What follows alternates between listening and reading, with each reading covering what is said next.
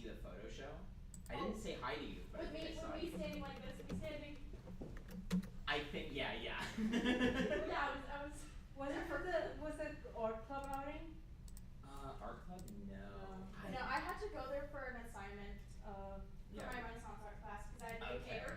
I got an 84 on the paper. Yes. Good job. I didn't do my final. I was so upset. I didn't think I had any final exams. I thought all of my stuff was just final projects. But my online programming class did have a final exam. But I decided I'm just gonna do it and not study. Yeah. But I got an 84. What? Yeah, an 84. Hey, that's good. That's what I usually low A. I can't. I don't know. That's good though. And my overall grade is still in the 90s. So. Exactly. Yeah. That's for me. It's like if it's a if it's a C or higher, we're chilling. Like if I'm passing, it's fine. The thing is, I'm already severely burned out. So I knew if I had left the exam till today, I would not be able to focus. Yeah. And I was already in that work mode last night, so I thought I'm just gonna do it and get it done. Yeah. I mean, the worst thing is when you leave it, you think like, okay, I'm gonna get to it later, and then it stretches out, and it's like, oh my god, like it's just gotta get it done. Yeah. Even if it's crappy, just get it Oh, done. you're gonna character color palettes? Oh boy, do I have some work for you.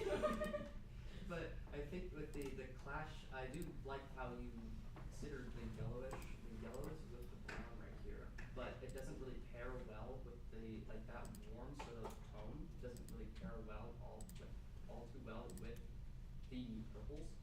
And I do see where you would be coming from with the yellows because it's more so giving a more rustic sort of look because of the fluffed sort of like collar right there.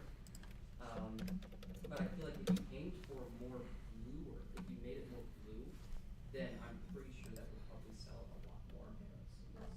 But then again, it does because it does kind of also give, the yellow does give more like one page, and two, it does kind of more so sell the sort of fact that he's kind of like somewhat demonic sort of creature from what it kind of looks like. But I'm not sure if that would be the intention. All right, everybody. Yay! Look at all these people who are in here. Incredible. Incredible. Okay, a couple of things. All the videos will be unlisted. Hey, oh my gosh, look at this. It's a party. All the videos will become unlisted soon, but the lecture search page will stay live. And so you can access everything from here, right? That'll stay. The videos aren't getting taken down from YouTube. They're just not going to be, they won't show up anymore when you click on the live tab, right? And so, but they'll all still be there. They'll just be unlisted and you can access them all there. So bookmark this page so that you can continue. This page is totally separate from Canvas. So when Canvas ends and when the Discord channel gets nuked, which also has to happen sometime in the next couple of weeks, the Discord channel will just get wiped, so that'll be reset for next semester. I'm going to put up a new Discord channel for summer, right? So you can, if you want to continue to stay in contact with everybody from all the classes, you can sign up for that Discord channel, and that one will stay live, okay? And then this page will stay live. This is on GitHub and totally separate from the other stuff. Then Thursday night, the Film and Animation Festival is in the Performing Arts Center at 5:30. 5:30. Okay, before I said 6, and it's actually at 5:30. So that will be there. Several of you in this room have work that is in the show, and so your work is in there in addition to a bunch of other really great student film and animation work. Thirdly, I put up a survey online. Please take this survey. This is your student feedback form. It's a Google Doc, but it's a Google form. It's completely anonymous. It won't ask for no identifying information is recorded. So feel free to candidly provide feedback about the class there. Again, it's totally anonymous, right? A lot of other Google forms are not. This is a different kind of Google form. Your stuff is not recorded there. Everybody with me? Okay, great. And then you may have heard the end of the other class.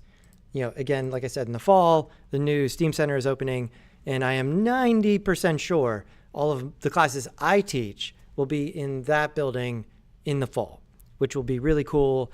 This whole room right here will have the new workstations, all of which will have VR stuff with them. Will be part of this, and then we'll have this makerspace area over here with wood shop tools, and then laser cutting and digital fabrication. And then in spring 2027, we're going to run for the first time the digital fabrication class, which will be, like all of this stuff, but how can we actually, IRL it, bring it in, like 3D print it, laser cut it, all that kind of stuff. So that'll be the first time we'll be able to offer that class because we'll actually have the facilities to do so. So yeah, the fall should be super fun. This new room in the building, the vibe of the building is super great. It's really cool, much less institutional than this building, which I'm very excited about. Yeah, but it'll be, come be part of breaking it in. It'll be, a little bumpy at sure, technically at first, but should be super fun. This is the south side of the building. This is kind of the inside. Here's in the hallway area. That's the north side of the building. The whole north side is all windows. It's beautiful. It'd be super cool. Sound good? Yeah. Take the survey, like this week, please.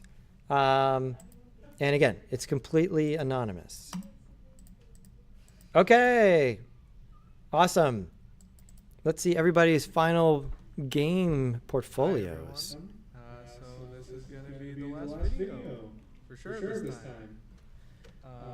So let's just get things started right now. I'm kind of just making this up as I go, since I don't really remember what to say. We're just going to walk through it.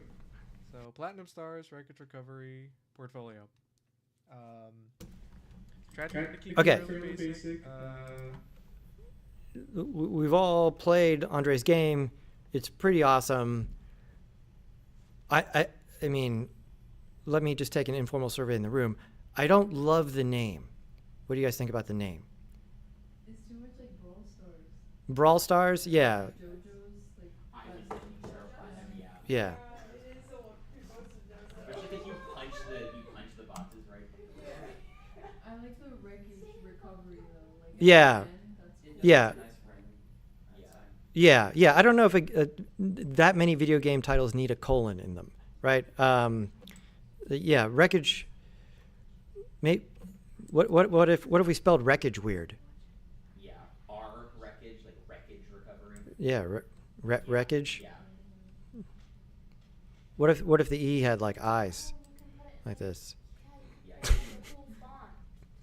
Getting crazier to knock the C out of there. If it does have those two marks on the E, then that would kind of give an idea that it's a German-based game because there's that. Yeah. kind of- Well, for Yeah. I mean, I'm just kind of joking there. having to maybe make Wreckage recovery. making it like in wheat. Okay, Andre now is weighing in here, where he's saying Platinum Stars is the name of the universe the game takes place in. I thought that was the name of the group of. No, yeah, the Wreckage Stars. Yeah. Oh.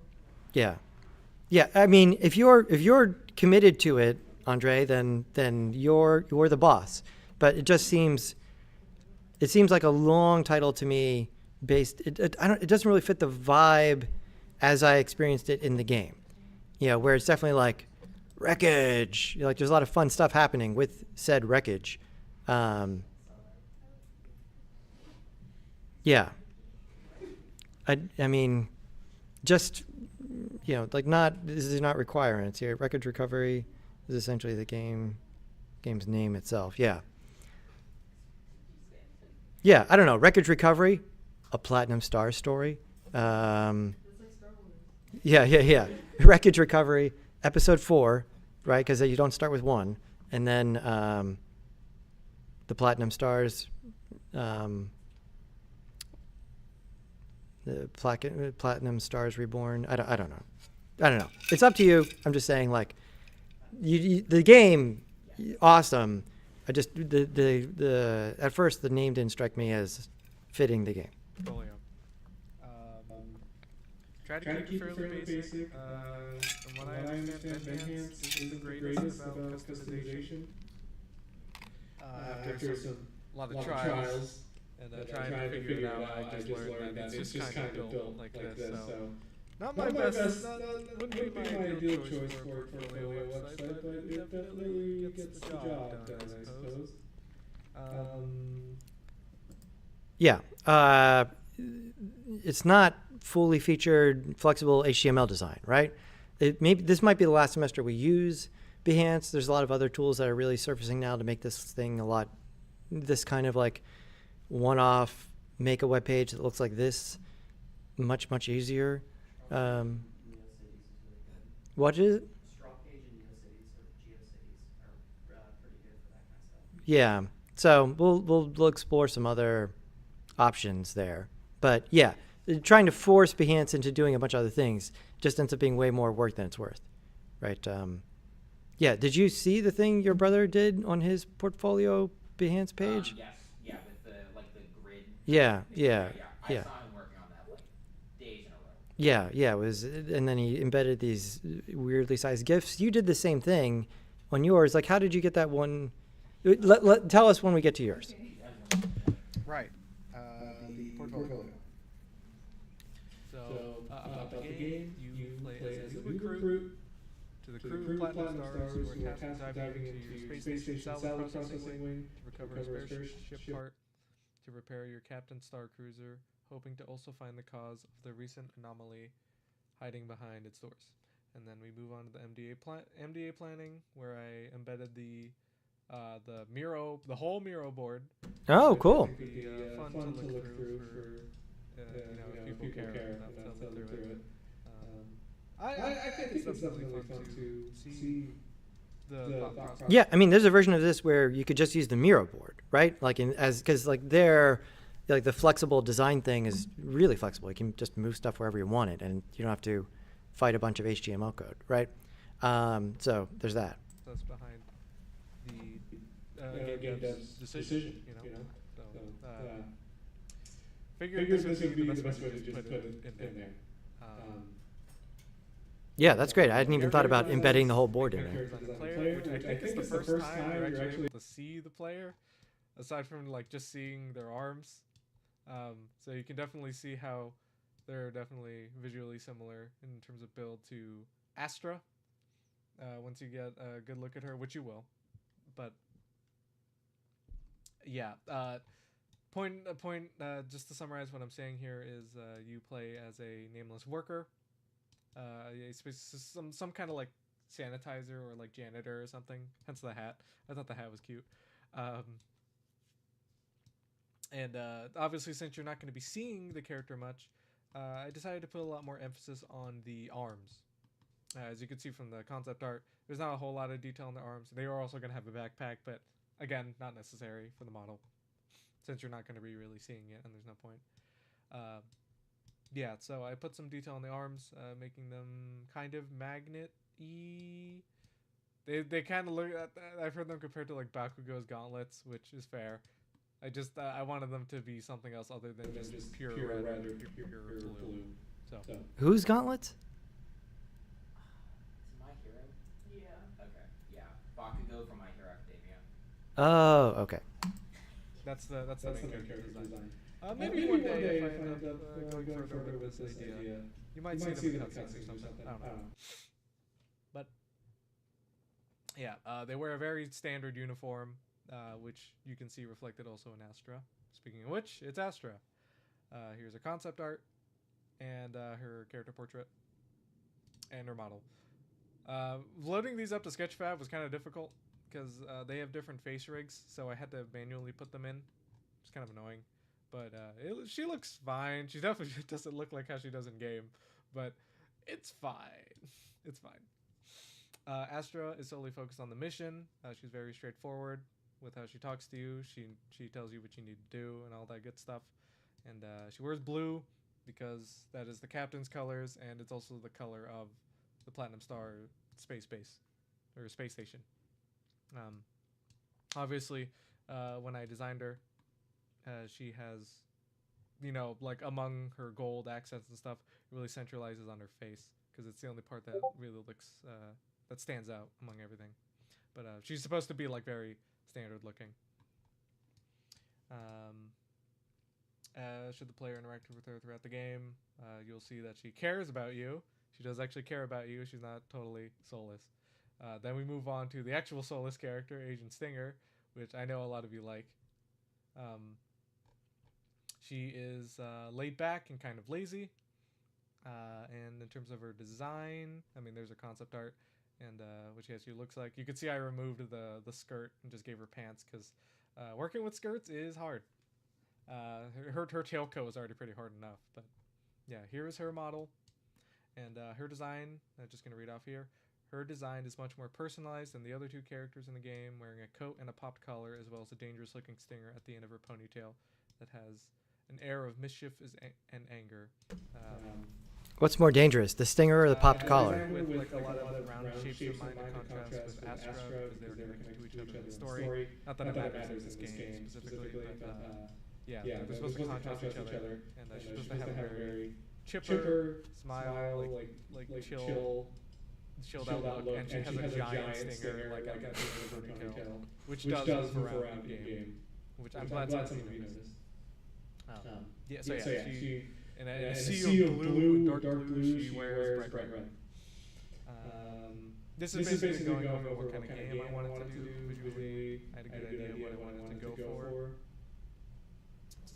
And as an example for like having things stand out in the background, which I'm very glad I was able to do, which was have items and colors associated with whatever we're doing. Scrap-related items, and even the scrap-related areas are all blue and stuff. Or not blue, sorry, orange. And the starting area and all the safe areas are a dark blue. Mainly. Except for one exception. Which is probably something I should have done, but whatever. Here's the processing, the process stuff for the level design. So here's the initial sketch, which I don't think I actually shared before. It was a fairly simple design. Just 3 rooms, and then as you can see, I translated it pretty well into this area, and then the final finished product, which looks really cool from this distance. I really like how it looks. Yeah, so we didn't do that this semester. This is something we've done in previous semesters. So this type of thing, yeah, this is super cool, and not only does it look cool for this sort of purpose, but one of the other things you can do in Unity is set up another camera that would be here looking down on the whole place, and then tell that camera to go to a render texture, which is just like a texture that sits there, and then that render texture goes on a plane that just sits somewhere on the screen, so that then you have that live map of what's going on. And it can be the whole, maybe that whole that camera doesn't, I mean, if it didn't move at all, then doing this is kind of not necessary. But if it were zoomed in a little bit, then it would be like this map that sort of is zoomed in on wherever you are in game at that point. Right. So, yeah, we didn't do that this semester, but it's really not, there's plenty of tutorials about that. There's nothing that's changed about that in Unity. Just the idea that you can take another camera, instead of rendering it to the screen, you can just render it to a texture, which then you put on a material, which then you put on, usually a plane, but it could be anything at that point.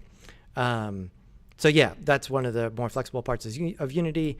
In addition to that, you can also send cameras to other displays. So I've done this in all of my art installations where, there's multiple displays, and then there's multiple cameras in Unity sending stuff out to different displays. So you can send Unity to at least, as many displays as your computer will hook up to in anything. Yeah. This is the progress for how it went, which is actually pretty spot on with my original vision, and I basically had to cut nothing out of the game, which I'm really happy about. I worked really hard on this project, so I'm glad I got everything I wanted in it. This is going over the starting area and its purpose. just showing all like some nice shots of each part of the area. When you're talking to Penny and the blue cicada sitting right there, and the mission control unit, and also just where you start. It is the purpose of the starting area was for you to get a good grasp on the gameplay, or at least just some rough idea. You know, you can run around. You have access to your box and a little bit of scrap, so you can like throw it around. There's some secret interactions if you explore, which is the whole like Penny, Agent Singer side quest where you have to find her cats. And then you get to the salvaging wing, which is basically each room in this area is testing you on those mechanics that you were taught. I probably should have made the tutorial a lot more obvious. That's what I guess that's one of my main regrets. I definitely should have made the tutorial like more in your face. Like you need to talk to this person to get the tutorial. But I made it optional just so you don't have to go through it every time, basically. So this is just going over what I just said. The salvaging wing is just each trial testing what you've learned. And here's some concept art. Here's the boss concept art. And here's the scrap enemy concept art. The boss fight itself, I thought this gift was like perfect for it. I'm kind of proud of this maneuver that I did that shows off a lot of the boss mechanics in one short clip. This is basically talking about like how it happens, what happens leading up to it. And here it shows off the... Oh, cool. It's really cool to see the boss from that angle. This blob, and then I added some particles made of scrap and the tentacle arm, and then there it is in game. I did want to read this out. Mechanically, it was fairly unique from everything else in the game, while also being simple to design. I think the boss really represents my progression of skill utilizing Unity throughout this journey. He has many fun interactions from the randomized attack patterns to the VFX and SFX of the battle that was a joy to design for. Juggling difficulty and fairness was hard, but I think he was a perfect mix of the two, given time constraints, and definitely my favorite part of the game. So yeah, I absolutely adored making this guy. I had a blast making him, and he's definitely my way of like flexing what I've learned throughout the semester. The end, basically going over like what happened at the true ending, and like the questions that you're left with. I know that creating this ending was actually a last-minute decision.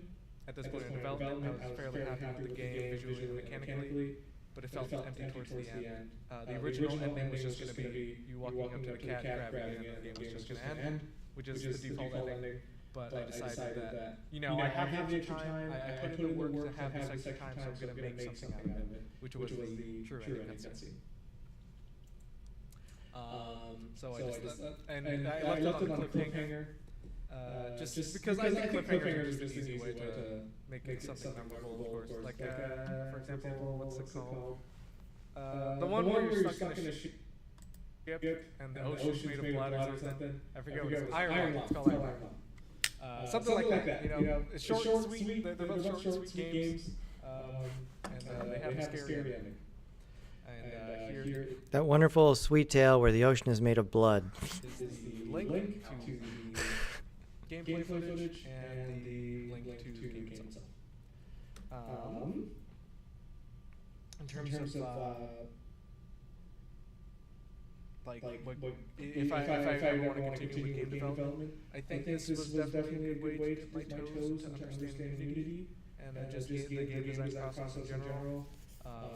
I definitely know the importance of planning out what you want to do and having a clear vision, while also keeping in mind that you have like this amount of time to work on. So maybe I'll continue working on games. Maybe I'll dip my toes into indie game development in the future. Okay, so like, yes, like you should totally continue to work on games, right? Like, this has gone super well, all around. The ideas, the storytelling, the modeling, everything else, like really, you know, great. I think everybody here would happily buy your next game on Steam, right? So there's like 10 sales in this room alone, right?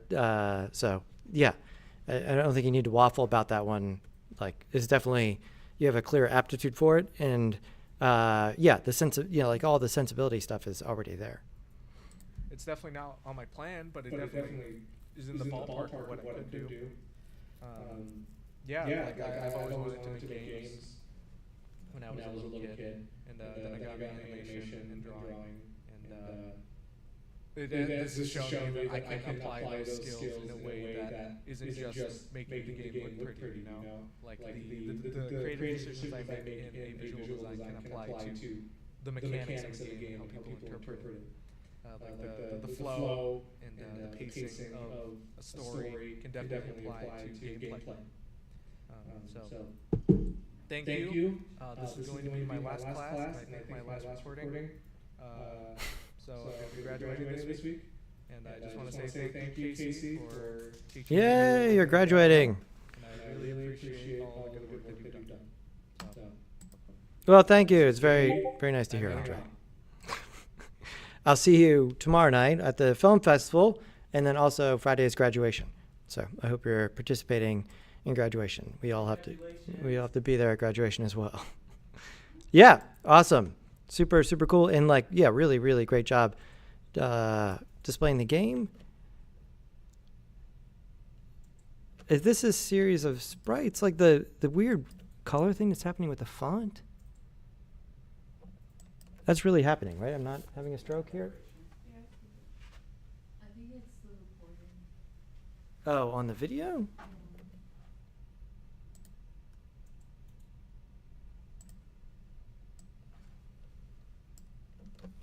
Because it's really strange. You can't put the color in the font like that, but the... Oh, yeah, totally. Yeah, 100%. Yeah, the aliasing on the capture is doing that, because this is fine.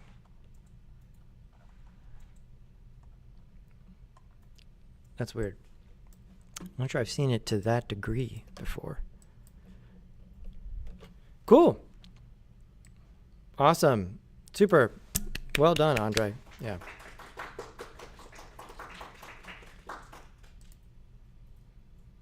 How many of you saw the alternate ending? Still trying to beat it? Yeah. Boss fight was killing me. It's a gamer's game, for sure. All right, Alexis. Stressed a little bit because of been sitting here for over 12 hours and my Behance portfolio had deleted everything, all my progress and everything. So that's why I did it lately, but deleted everything right when I was like basically done with it, so I had to redo it and that took me some time. Anyways, I'm gonna quick go over this. So, final description is for a peaceful game, and you travel between 3 different points: home, the Shrine of Prayer, and the Shrine of Knowledge. Bounce between 3 of them. You'll start at home, meet the dog Fido, discover that he's sad. You'll go to the Shrine of Prayer to pray. You'll end up doing a fetch quest, and then once you do that, pray, and then you will be sent to the Shrine of Knowledge, where you'll interact with the book, which will give you a hint that there is a secret button. In that room, the player will go find the button, they'll press the button, then they'll be directed to go outside, where a bone has spawned in between the Shrine of Knowledge and the home, in that little forest area. So the player will make their way outside, go pick up the bone, find the bone, pick up the bone, bring it, and then be directed back home to place the bone in Fido's bowl. Oh, whoa, whoa, whoa. KJ, what are you doing interrupting like that? My bad. What am I doing? Where is this? Sit down for a minute, and then he'll stand back up and he'll also bark. And Fido is a 2D pixelated dog, obviously, made on Pascal, which is a free online sprite editor. Fido is based off of my dog in the game Stardew Valley. He was my inspiration. And then the visually dynamic moments that I chose were when you initially meet Fido, because it kind of sets up the whole story and establishes that. Does anyone else use that? Piskel? The P-I-S-K-E-L? I've never heard of that. is a This? 2D pixelated dog, obviously, made on Pascal, which is Pascal. a free online sprite editor. Fido is based off Okay. of my dog in the game Stardew Valley. He was my inspiration. And then the visually dynamic moments that I chose were when you initially meet Fido, because it kind of sets up the whole story and establishes that emotional connection.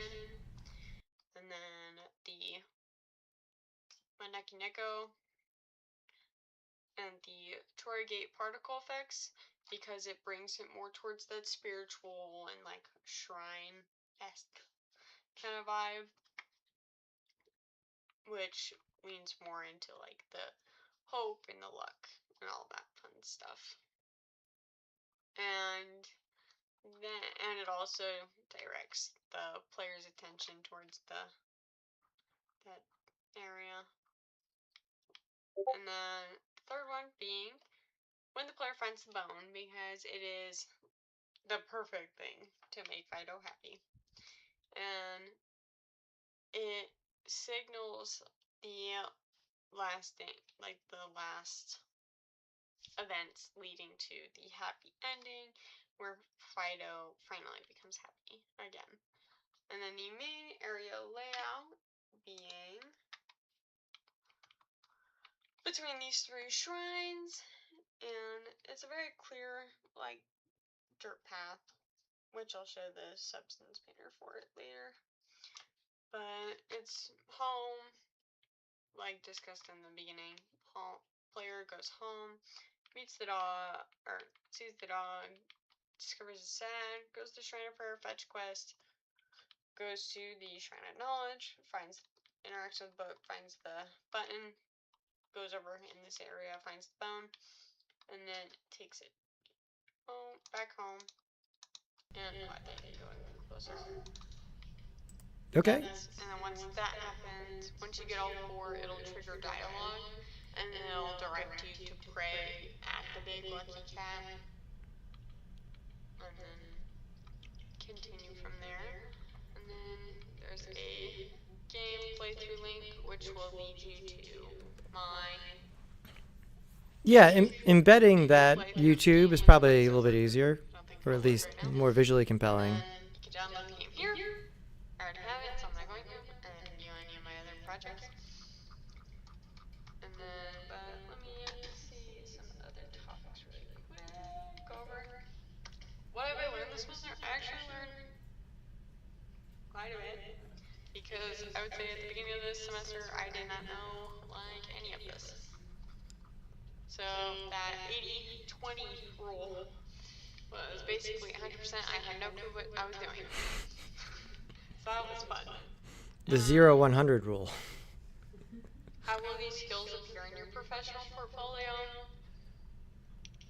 Well, I would say they would appear by, like, I'll obviously over time improve my skills and get better at reading more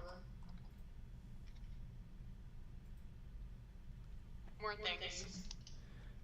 Yeah, so I mean, along those lines, I think the most successful parts here, like the thing I think people find more compelling, you know, the sprite design for the dog, the 3D modeling on the cat, like those really had your own visual signature on them. And just having more of this kind of content in the experience, right? What if there was a bunch more, like that was the the visual theme of the world was like pixel art mixed with these kind of 3D things. I think that would be perhaps a little bit more interesting versus like there really seems like these two things that have a lot of visual personality in an environment that's definitely like kind of stock, in that we have a bunch of stock assets that were put together in, not a boring way, like you put them together competently, but there's nothing sort of surprising there. Whereas I think the design of the cat and the lean in to the weirdness of it. That would be my advice there. Cool. All right. That was, you got everything together there in the portfolio.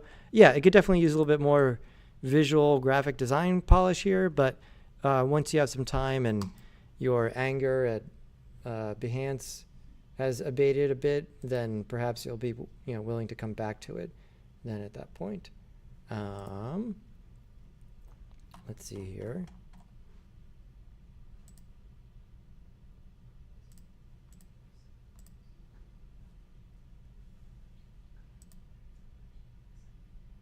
Here's Maya's. Hello, here is my portfolio. Presentation. Here is the description of my theme and the tools I use. So, same thing here. I mean, I like Dream Ice. I don't know if it needs Simulator in there. Yeah. What do we think?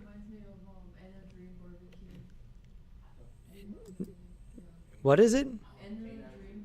Enna. How do you spell Enna? E-N-A.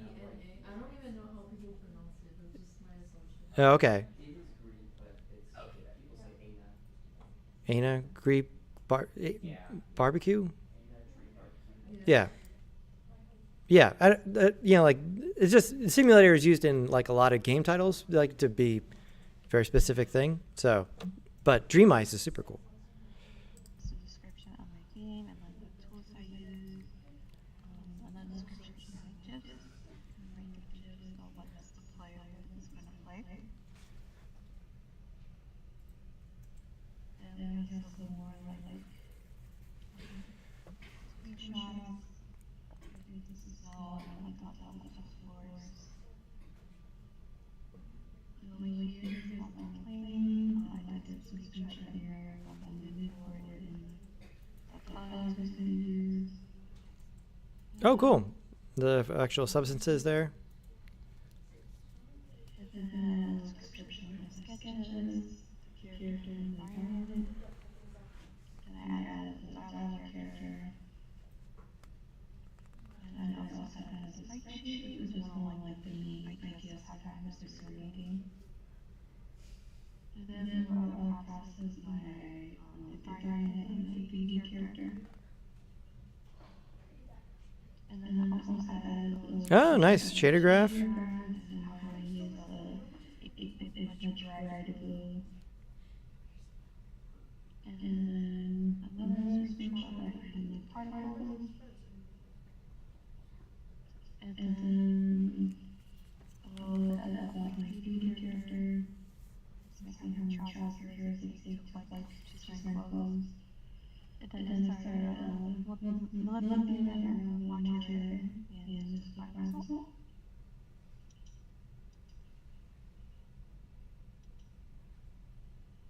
Then here's some version of convention.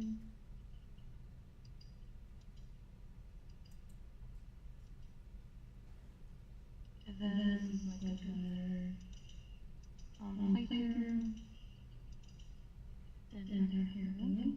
Overall, I really have fun making this project in this class. I guess the things that I learned was kind of obviously time management and I also learned more about the programs that we use, like stuff from Prepare and Unity. I did stuff from Prepare our kind of sensitivities provided much more like unique textures and associating with more like making more like squishy projects. Which I think that'll help for other future projects.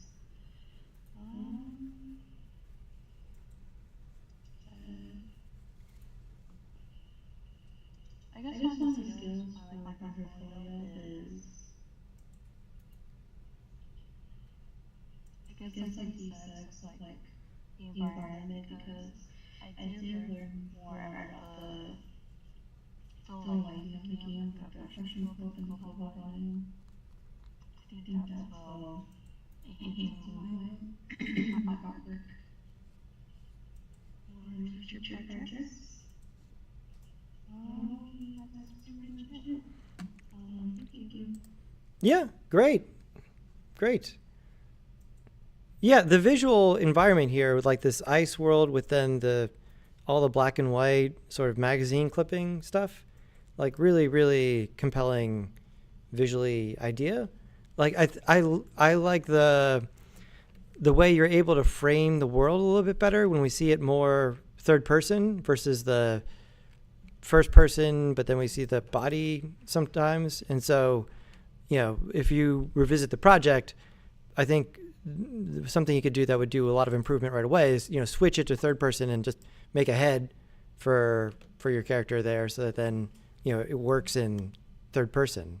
But yeah, the combination of the sort of like high fidelity 3D stuff with all of this is really, really interesting. You know, like I think there's a lot of potential there, and it's really like a unique look, right? There's not, you know, you don't see a lot of games doing this kind of thing where we have these two like visual styles in the same world and it works, you know, like because it's just like these shades of blue and then this stuff, the black and white, right? I don't think it would work if all of these were like color cutouts. It would just be like, you know, kind of too much. But this really works. And the other thing that comes to mind is like to have these, like they're definitely part of the environment, but what if they switched as the game progressed, right? Like at first it's like the moon and other cosmic things, and then they disappear, and then there's these other, you know, like magazine centerfold-ish kind of things, you know, women around, you know, stuff like that. Like these things are kind of changing as the environment changes, right? Like maybe it starts snowing and then now it's all, you know, ladies with sunglasses and coats or something like that, you know. But yeah. And yeah, nice job presenting it. We see a lot of process here in all of this.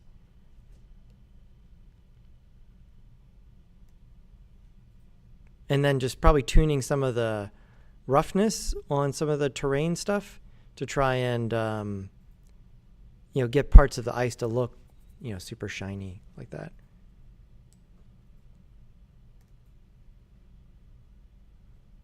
Cool. Very cool. Have you taken 185 yet? The 3D modeling class? No, I'm taking that Next semester. Okay. Great. Awesome. Thank you, Maya. And who's next?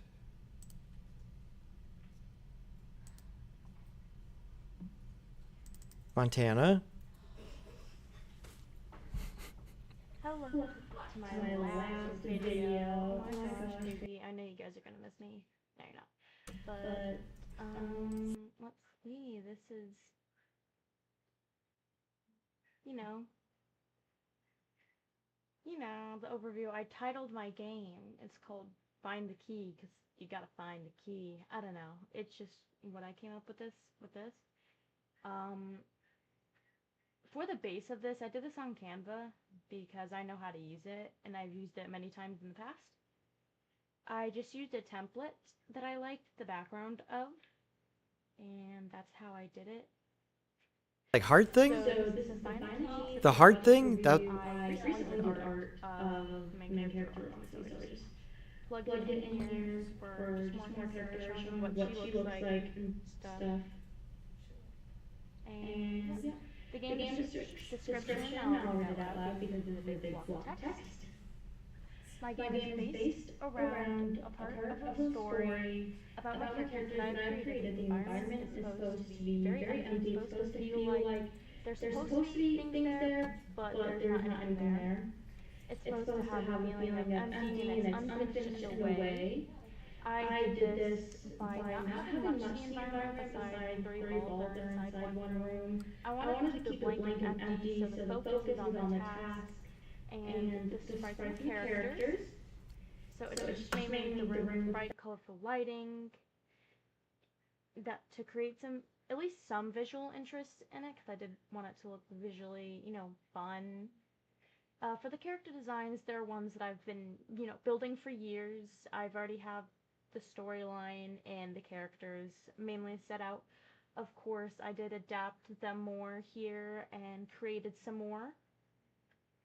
And, I have a lot of inspiration from different forms of media like Cartoon Network and like Disney and Disney XD shows, along with indie adult animations from YouTube and bright colors and 2000s, but also a futuristic look is basically the vibe of the characters in the scene. They're mostly based off of animals or bugs or something like that, except a few of them, which are like my own original like species creation things. And they're very apparent that it's my own. And yeah, for it I used Blender to make the environments of it all. I used Photoshop to create all the sprites and the characters, and I used Unity to bring it all together and make the game. The core gameplay of it starts out with you spawning and being asked to retrieve a key from a room across the map. In this venture, you can visit rooms with characters and learn more about them and the world you're in as you're playing as this character named Roxy. And what's going on in the mystery of it all. Once you have the key, you're tasked to bring it back to the start, and then they will congratulate you. This is the character you're playing as. I have some concept art and sketches. She's Roxy. She is a pop star. She's performance famous for is like what their tag named as. And they're all based off of suits of playing cards. As you can tell, she's based off of the heart. She is known as just the replacement for an unknown character named Lovebug. She's friends with our main cast and stuff, and she's the one helping them in the game and who you are playing as. She's loved by the masses, but she's hated by her coworkers and her bosses and stuff. She's supposed to be very curvy, like appealing to the male gaze and stuff. Because that's just what she's forced to be, and while she's very sweet and loving, she's also seen and known for being like rude and stuff. But that's due to the pressure that she's under, because she was forced into this role. And she thinks she has to be perfect for it, because everyone, wants her to be. These are two assets that I made. Yeah, I didn't notice the playing card suite thing before. Like, seems like there might be some room for that kind of thing in the game in terms of, like, using the playing cards there, perhaps, or at least playing cards themselves in there. Maybe. What's that? Perchance, yeah. Yeah, I mean, does anybody play Balatro? I've seen it, but also haven't played it before. Yeah, I mean, I'm a big Balatro fan, but yeah, not like that, like some other, like, playing card mini games. I don't know. But yeah, I mean, I guess I didn't make the connection with the heart-shaped top-ish thing. We have the jail bars that are in the room with the key in the jail room. I made them in Blender with cylinders. I placed them like a small distance away, and then I placed 2 horizontally. I brought it into Unity in the scene, texturized it, put it in front of the sprite of the parents to give the illusion of them being behind bars in jail. I made it real simple to go along with the rest of the designs, and we also have the key, which is unknown to parents, the jail room. I made it in Photoshop using the brush and the puppet tool, and I exported it as a transparent PNG and brought it into Unity, and I changed it as Sprite, like what you do. And I did everything to get it to work.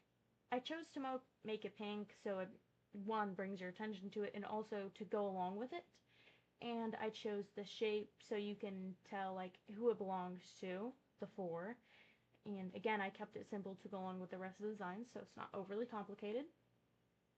These are some of the key moments, like Squeaker cursing before he gets blown up. I thought it was just funny and silly, so I decided to add it because we all love him. I hope so, at least. And then we have one of the most important moments where they find out her daughter, Azina, is still alive. It's a very shocking moment. It's a very intense conversation between the parents and Roxy. And we also have important moments between characters like Roxy's mom, Vixen, she's the fox, and then Clover, the tall thing. I don't know what to call the creatures, I don't know. It's supposed to be a stressful moment with tension in it, where they're just arguing and yelling and rambling on. And then we have some work in progress pictures, basically screenshots from when I was working in Blender, making decisions on how the building should look. It was a difficult choice because I wasn't sure how I wanted it to be, because I wanted it to look, you know, draw your attention, but also not have it be the main focal point, because it's not directly the path if you want to just do it, get it, and be done. But I still wanted to have it, so I was trying to decide if I wanted doors or not. I decided not to, so it was more apparent that there are rooms there, and that I wanted you to go in, but it wasn't the most important thing. Then I just have both, the other two are just me deciding position and what I want to do with the sprites that I made with the characters. You know, the first one being, how do I want to have it, and like, what do I want to do when I first spawn in, and I decided to have dialogue start, to just get it right away, showing what you need to do, and just like starting out, giving a basic premise of what's going on, what you need to do, and have it be important. Then the last one at the very bottom is I wanted to show, like, I would try to figure out like where to put him, if I wanted to put this character, which is the father of the lyrical character, Roxy. I wanted him to be important, but not so important. So I was trying to decide where I should put him. I decided to put him a bit further up. I was going to have him right next to the door where you enter the jail room, but then I decided against it because I wanted to be a very just one-on-one moment.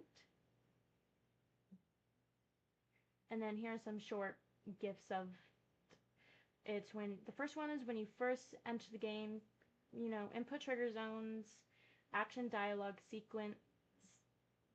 You know, I wanted it to feel like urgent, like we need to get this done, it's really important. Then the second one is a clip of walking up and just starting to talk to the father and stuff. You know, I made all the sprites in Photoshop, and then I exported it into a PNG and turned it into a sprite.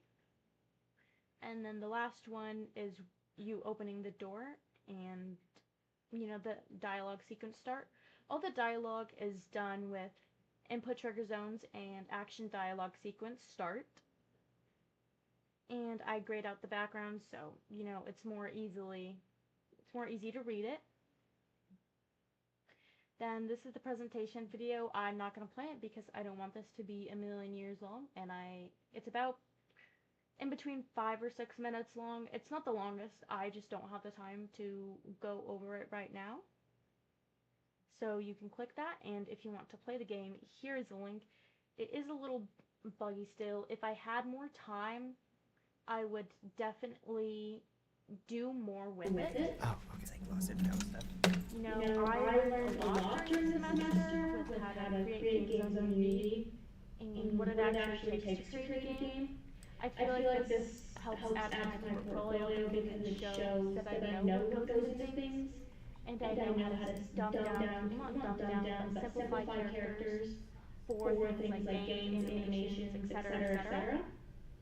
And it also shows that I have experience in it as well. It is not my preferred at all choice for career path because I want to go into 2D animation.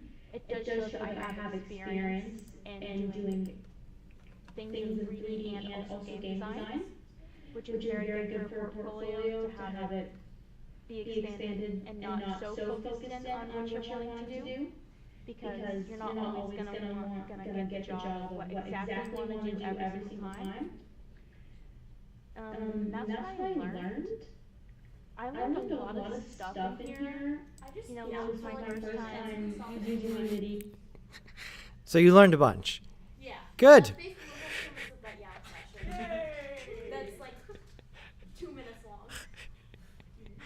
Here, let's get the last 15 seconds. But really, that's all I have to talk about. Yeah. Thank you. And Okay. So that's a lot of work. Yeah, the presentation of it there in like the saturated pink world, like just putting like the playing card patterns on a texture that you use to cover all the walls or something in there, you know, something like that.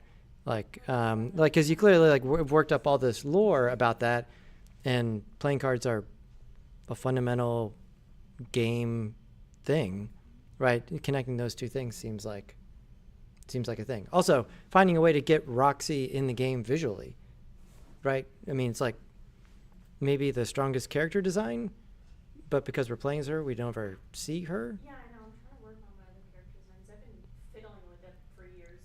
Yeah, I mean that, like seeing her in the game would be probably the next thing to think about there. Also, for my grade in this class, do you think I'm going to have an A or B? Because I need at least a B. But you're probably gonna be fine. Don't worry about it. Okay, good. Because if I get all A's and B's, I get concert tickets. Who do you want to go see? My Chemical Romance, because Oh, it's the hell yeah. first time they're going to be in Arizona in like 18 years. Where are they playing? Somewhere in Chasefield. Oh yeah, downtown. I'm going, so. Yeah. When is that show? Huh? When's the show? September. It's either the 6th or the 9th. It's somewhere in I September. was gonna say 9th or 11th, something like that. Yeah, Yeah. it's in September, in early September. But my mom's gonna buy me and my friend the tickets if I get all A's and B's. And I need it. I have all these A's in my other classes, it's just this class. Hello. Well, I don't think this class will stand in your way. Okay, good. Thank you. Here is my portfolio. So I'm going to focus on the video game here. I have all complete here. So this is the Islands video game, and I have lots of writing. Yeah, I clearly see it as island now. I don't know. I had some sort of mental block that day where I was just like, Sland? But now it's clearly island. Here, so Island of Islands was created with a lot in mind about aesthetics. I love tropical summer vibes, and I wanted to make a fun game inspired by this, but also Okay, so this is great copy, but just like the orange on the pink is visually like that's a lot of energy, and it's kind of hard to read. Like either a less chunky font, and also I would left align this like these kind of large blocks of text, and you know like here. The other things you design visually have a really strong visual identity. And so you don't need to put a bunch of flair in the typography. Like just try to keep the typography readable, and that's going to be the better play there, I think. also as a way to show off some character designs that represent my style well. This game is a great representation of who I am as a person and as an artist and designer. So I talk about how I utilize Creative Cloud, and then also Unity just to create this game overall. And then I talk a little bit more about the game overall and what the goal of it is and how you're supposed to traverse the island and activate all 3 zones to get back home. And then here I have a little bit about Sunny, which is the protagonist of the game. So here's her model. I have it right here, and then also a little concept art character design that I did at the beginning when we were designing the games. So she was also developed with a lot in mind. I wanted her to be simple, but effective and cohesive with the game. So she's a very simple islandy character with not a lot to her, but I wanted to keep her color palette bright and fun. So did you export from Sketchfab? Or from Substance Painter? Substance Painter to Sketchfab should be the easiest path because you just have that one thing there and you can do it directly, which should get you your textures over there. So if you tried some other route, go back and try that one again, just Substance Painter directly to Sketchfab. That's usually the most reliable version of this. Making sure that she looks summery, fun, she would look like she belongs in the game. And then here's another smaller design with one of the seashells I made to collect. Very simple as well. But yeah, maybe you're going from Modeler to Sketchfab. You should go from Painter to Sketchfab.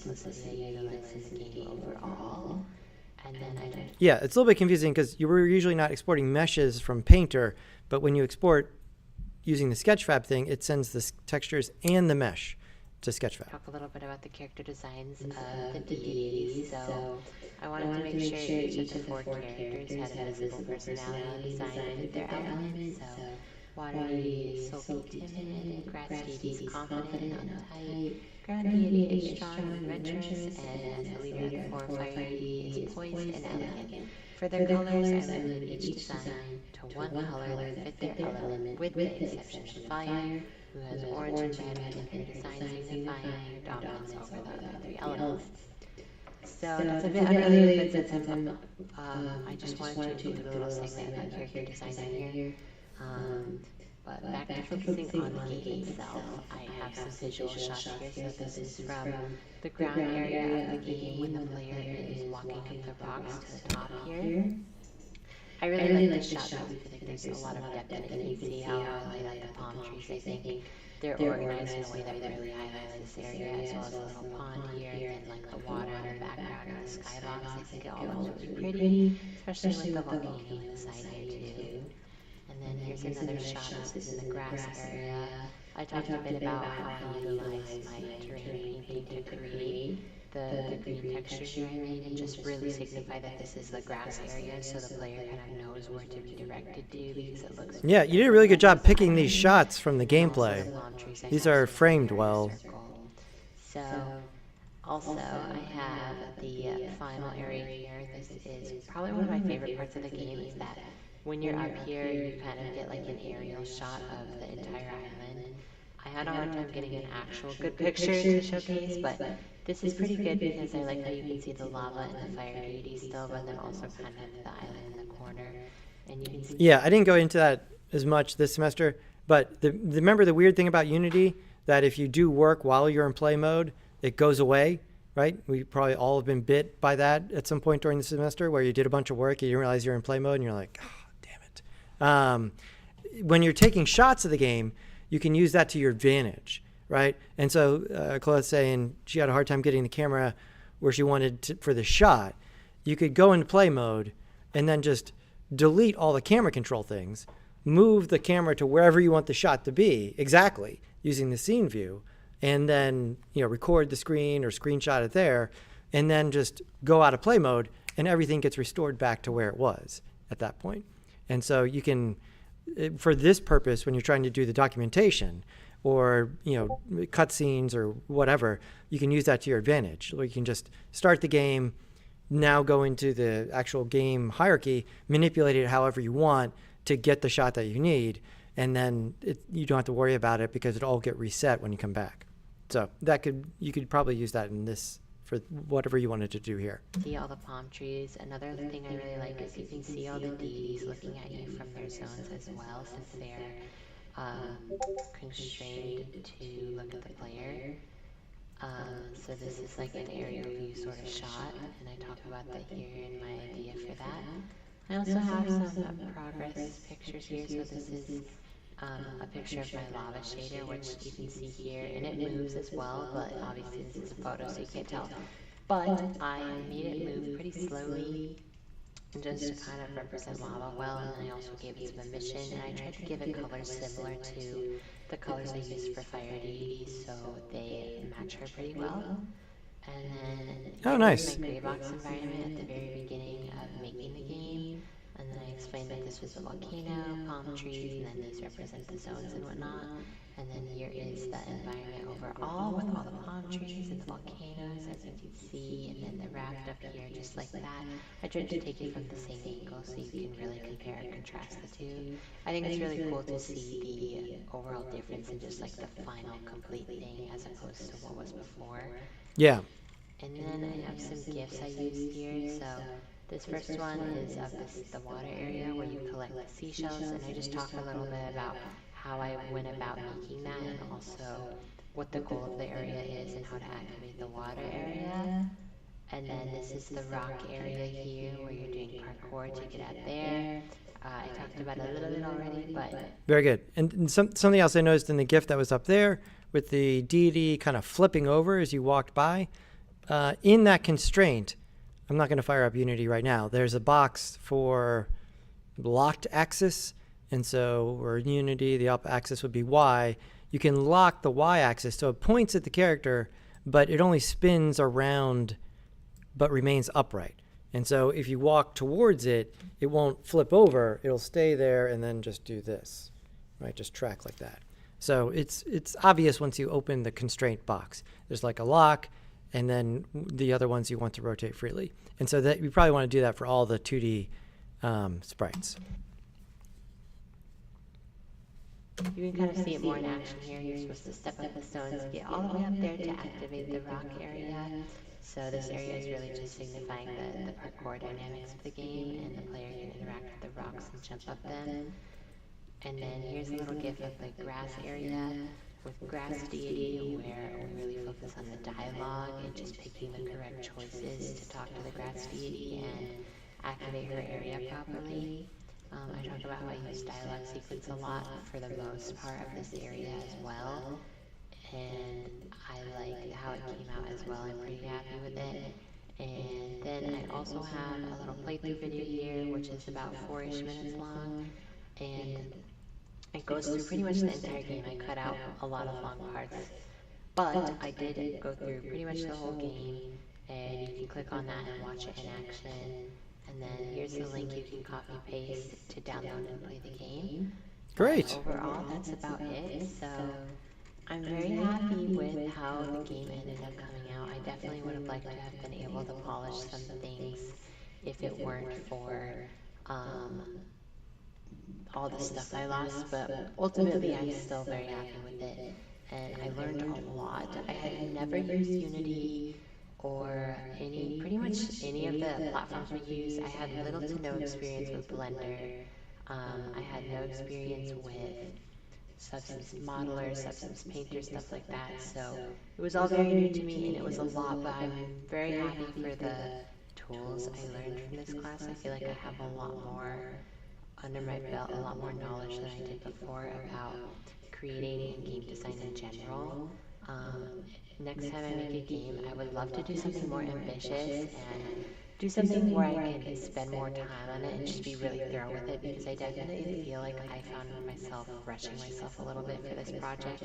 I would love to have something more cohesive and fully complete to show off.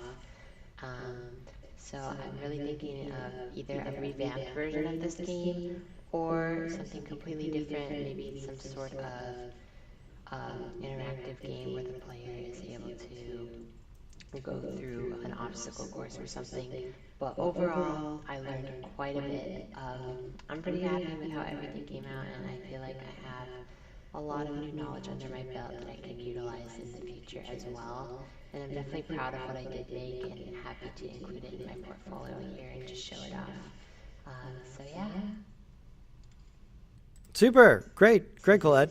Yeah, I mean, I think there's room for this game to maybe spend a couple weeks over the summer getting things to the next level. I mean, the low-hanging fruit here to me seems to be, this elemental idea is really strong. but let's leverage the particle effects, right? We can have snowing around the snow deity, and also perhaps, you know, the areas of the island get a little bit more distinct, where there's like some ice crystals popping out here, and then, you know, like in the rock. I mean, it's all right there in all of the Avatar-related media, which you may or may not have seen, right? In terms of like, it's just there's a lot of really great visual inspiration to look at there in terms of all the elemental effects, right? The ice bending, the fire bending, the earth bending, all that stuff, right? And because there's so many different versions of the Avatar things, you get several different takes on that.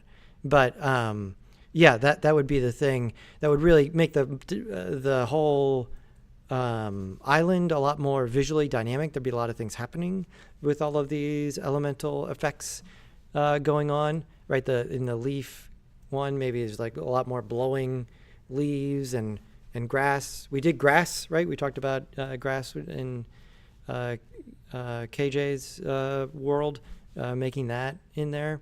There's another really great Unity tutorial.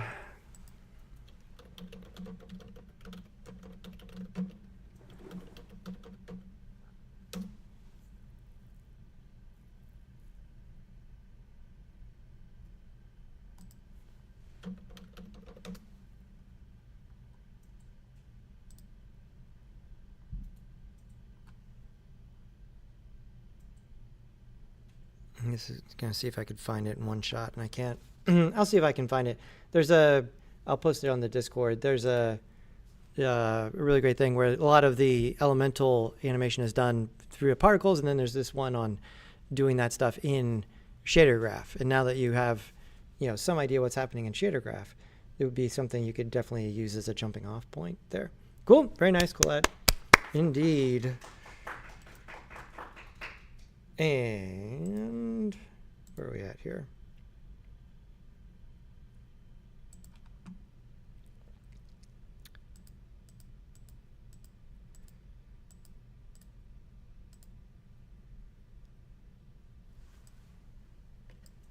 Jacob, is there a video or? No, I didn't get a chance to finish up the video or the portfolio quite, so we've got like the first half, 2/3-ish done.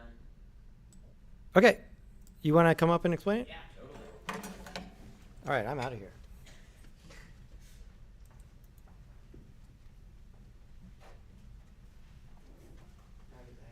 All right. And I get to be completely hidden behind the monitor because I'm so short. Let's see. Zoom in. Okay. Oh, cool. We can do it like that. Nice. All right. So, my game here, The Certainty of Toy Guns. So, we're starting off with our game overview, what the whole shtick is about. So, it's an interactive experience that follows the story of the worker, not the work. A blue man with spiky hair working a dead-end job at a repair shop, tasked with solving one simple problem, fixing a toy gun. So the whole vibe here and the whole concept is, again, that, and also as he's trying to find the pieces to the toy gun and make his way through his life in this menial task, he's interacting with the world, talking to other characters, and generally just kind of going on this sort of spiritual learning experience, honestly. The idea with the toy gun is more so supposed to act as kind of a red herring of a task that you have to complete because that's the core gameplay loop, but the real focus is on the dialogue and the character interactions and the choices that you make, a lot of which I didn't get a chance to finish coding just because I bit off so much more than I could chew with this, where I try to assume that any project is going to be 50% longer than I thought. Working with Unity ends up being at least 150% longer than I thought. So we got what we got. Next slide here. So looking at our visual design, I started out with a very rough block out of the scene, just very rough gray boxing. I had a lot of shots in mind, but no idea for a particular continuous environment. I had kind of a phantom of an idea, but it wasn't until I gray boxed it that I sort of knew where I wanted to put things. There were several areas that got cut, unfortunately. There was supposed to be like a friend character who would be sitting over like the edge of the railing looking over the main like highway, and you would be able to talk to her about things. And I believe there's one other area, but the areas that we got were the coworker, the gun, and the shop. In refining the main city, I planned on doing some slightly more complex buildings, like I think similar to the way Finch approached it, where like the buildings would be kind of fluted and they would have a little bit more wacky character to them, but I never got around to it. But it also ended up being the case that I kind of could use some lights and flat lit shader graphs and just primitives to kind of cheat the look of buildings and get like 90% of the way to what I was going for without having to spend any additional time modeling anything, which I'm pretty happy with how that came out. It would be something I would improve on later, but for our purposes, worked out nicely. Yeah. So the framing was the main thing that I really had in mind, because I'm a 2D artist first, and I'm an animator first, and I like storyboarding and thinking of shots. And so the way that I composed the game was more so, how do I take these storyboards in my head and translate them into an interactive, moving environment where there's an amount of freedom that I can't entirely account for. And so a lot of that was achieved through these static cameras, right? Like when you go over, like when you talk to the coworker, for instance, here, you can move out of the area, but you can't move the camera. The framing there is static, and the space that you take up within it is very limited, because I wanted this sort of blocking of you're looking down at the gun, she's looking down sort of at the gun, but also at you because she's talking to you, and generally trying to like constrain the way that the game looks at any given point as much as I possibly could.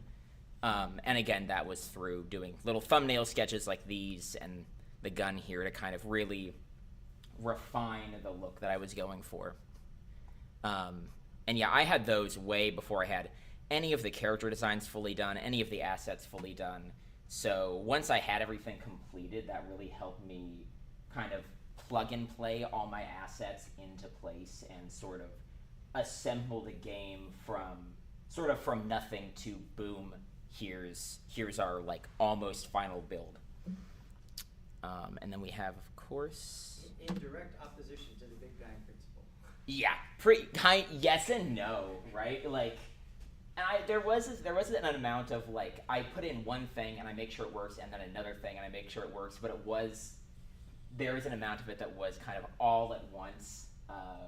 Yeah, you clearly had this really strong mental, image of what you're aiming at. Yeah, absolutely. Again, like with the storyboarding, like planning and whatever, like I imagine it more as like a piece of animation that just so happens to be moving under your control than like a standard video game, if that makes sense. That's kind of how I parse it out. And then we have, can we go to the next one? Have our light pole here. I really didn't do a whole lot of modeling outside of the characters, which we'll see one of the worker in a second here. So this is really the main, if not only, thing I really I modeled environment-wise for the game, and even then it's very simple. It's just an extruded cylinder with some funky stuff going up top to make the light.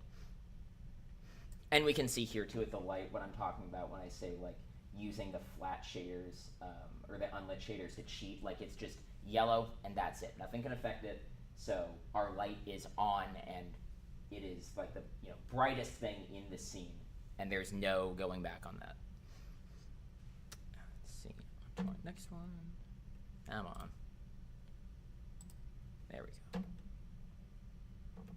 Or not. Yeah, the X. For that, yeah. There we go. I did want to take a moment to look at the gun, because while it is not 3D modeled as was thought, I did spend a lot of time rendering and creating the internals. That's one very unfortunate part of my planning process that very much took me astray, is refining the gun, because I spent maybe like 2 days researching how this kind of gun would work, because there are like no videos really online of like how spark guns function, and the ones I could find were not very clear, and also they're an antique. You can't really get a spark gun that easily, and I didn't have that long to source one. But But you should have said something. I'm pretty sure I have one in my house. Okay. It's funny. My dad is like a big collector of like antique toys and stuff, and I'm sure he has one, but God knows where it was. It's like there's one in my house somewhere, and I can't find the damn thing. But yeah, so theoretically, all of the components in this gun would function if, like, outside of tolerances and like maybe where pivot points would be, that would be functional, as far as I can tell. And the idea behind it would have been that everything in it like animates, and so, you know, let's say our center red gear there is one of the components that's missing, so when you click on it and interact with it, it goes like something's not moving, something's not right, and so we go look for that gear, and you have to take stuff apart and put it back in, and then once you do, everything's in order, and then it goes like, you know, it does the thing it's supposed to do. It's like a friction-based thing. If the noise and all that stuff is completely done with friction, and the sparking is from just that sheer amount of friction being applied, creating those sparks, and also the noise. Yeah, I can take you through very quickly how it works. These two gears here are loose. They can actually go up and down. These little channels here allow them to bounce, which is what takes it from winding the trigger back one way, and like having the gear ratios do one thing, to completely switching direction and engaging the other way, which once all that happens, it rotates the flywheel, and then this has, it's flint and steel, right? That's all that is. So there's like it's either, I think it's like a steel wheel and a little flint nubbin on the lever.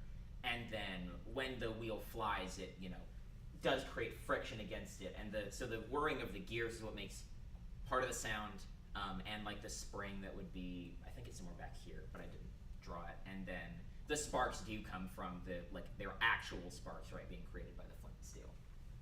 Yeah. A lot of time spent on that to unfortunately not get around to doing very much with it. But, you know, if I ever do anything in the future with it, it's like 90% done. Yeah, it's really fun. I did have a lot of fun researching for that.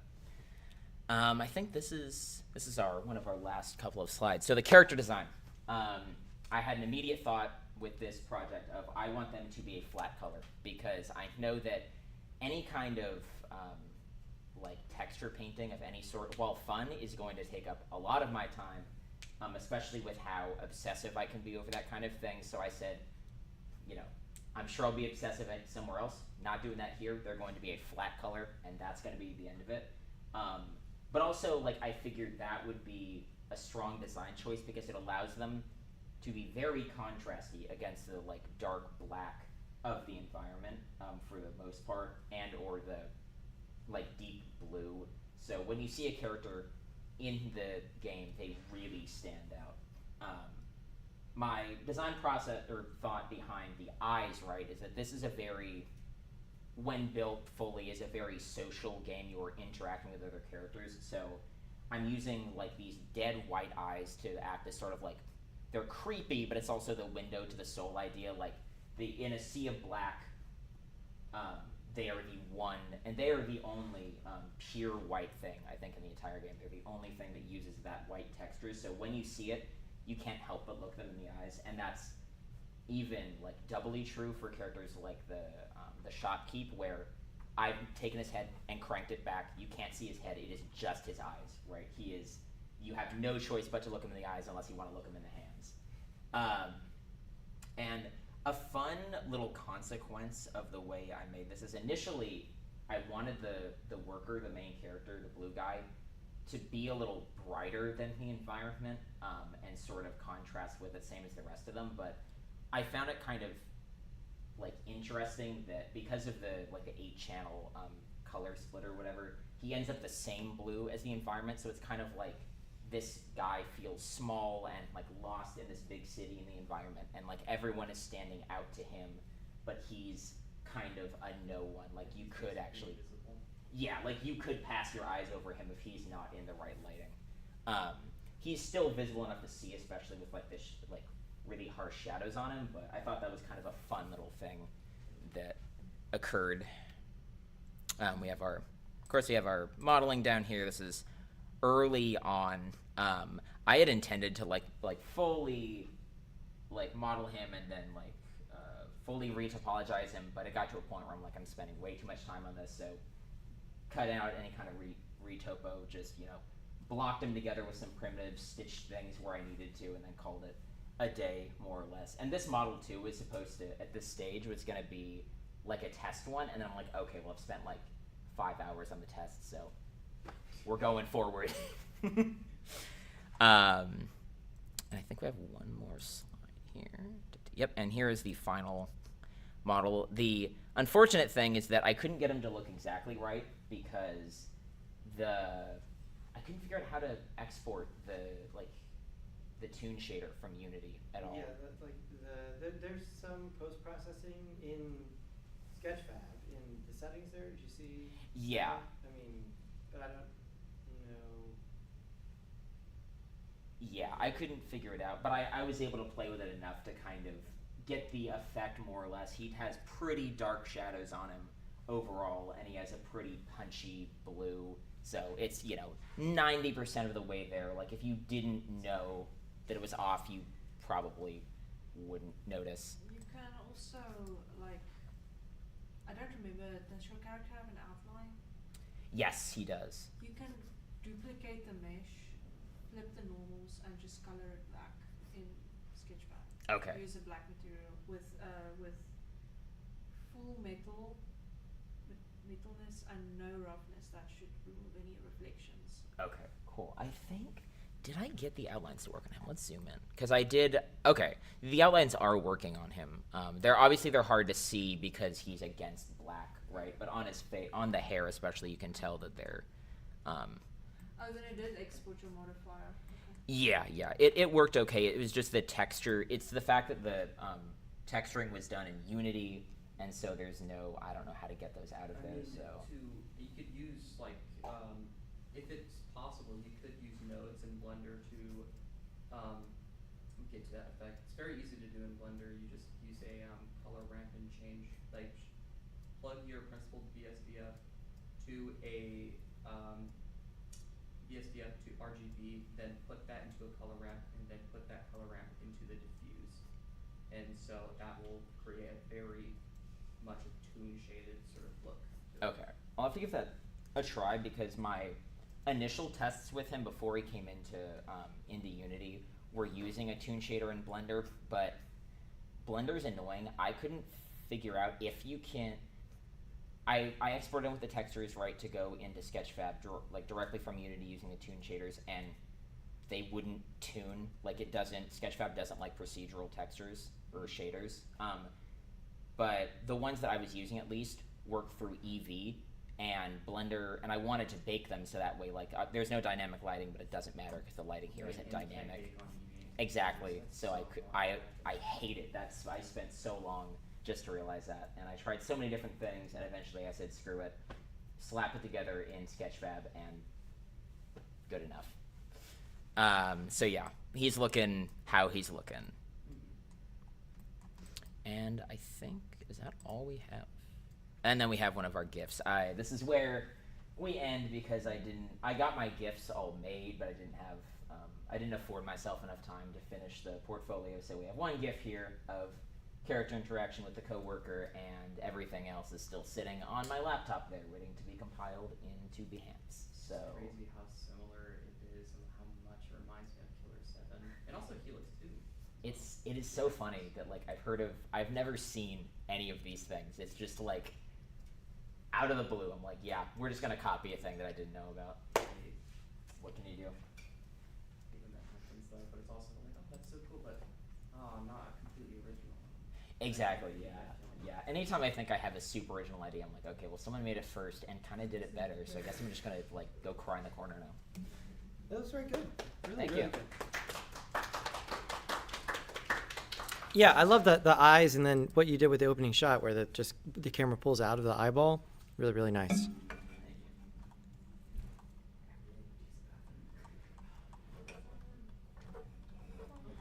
Yeah, I mean, do you think you're gonna keep working on it? It's a tough call for me because I really love the idea and I like the world I've made, but I have some 2D animation ideas that I really want to pursue, and it's either I can't do 2 really long projects at once without like tearing myself to bits. So I'm probably gonna shelve. If only you had a close family member who shared a skill set, who you could work on these projects with together, who I also implored that the two of you should make a game together in the previous class. So, yeah, there's a lot of talent to have in one house with no joint output. Yeah. I mean, again, I've only seen the two of you together for probably 10 seconds at a time, but, you know, unless it's volatile in a way which I don't understand, like, it seems like, yeah. Yeah.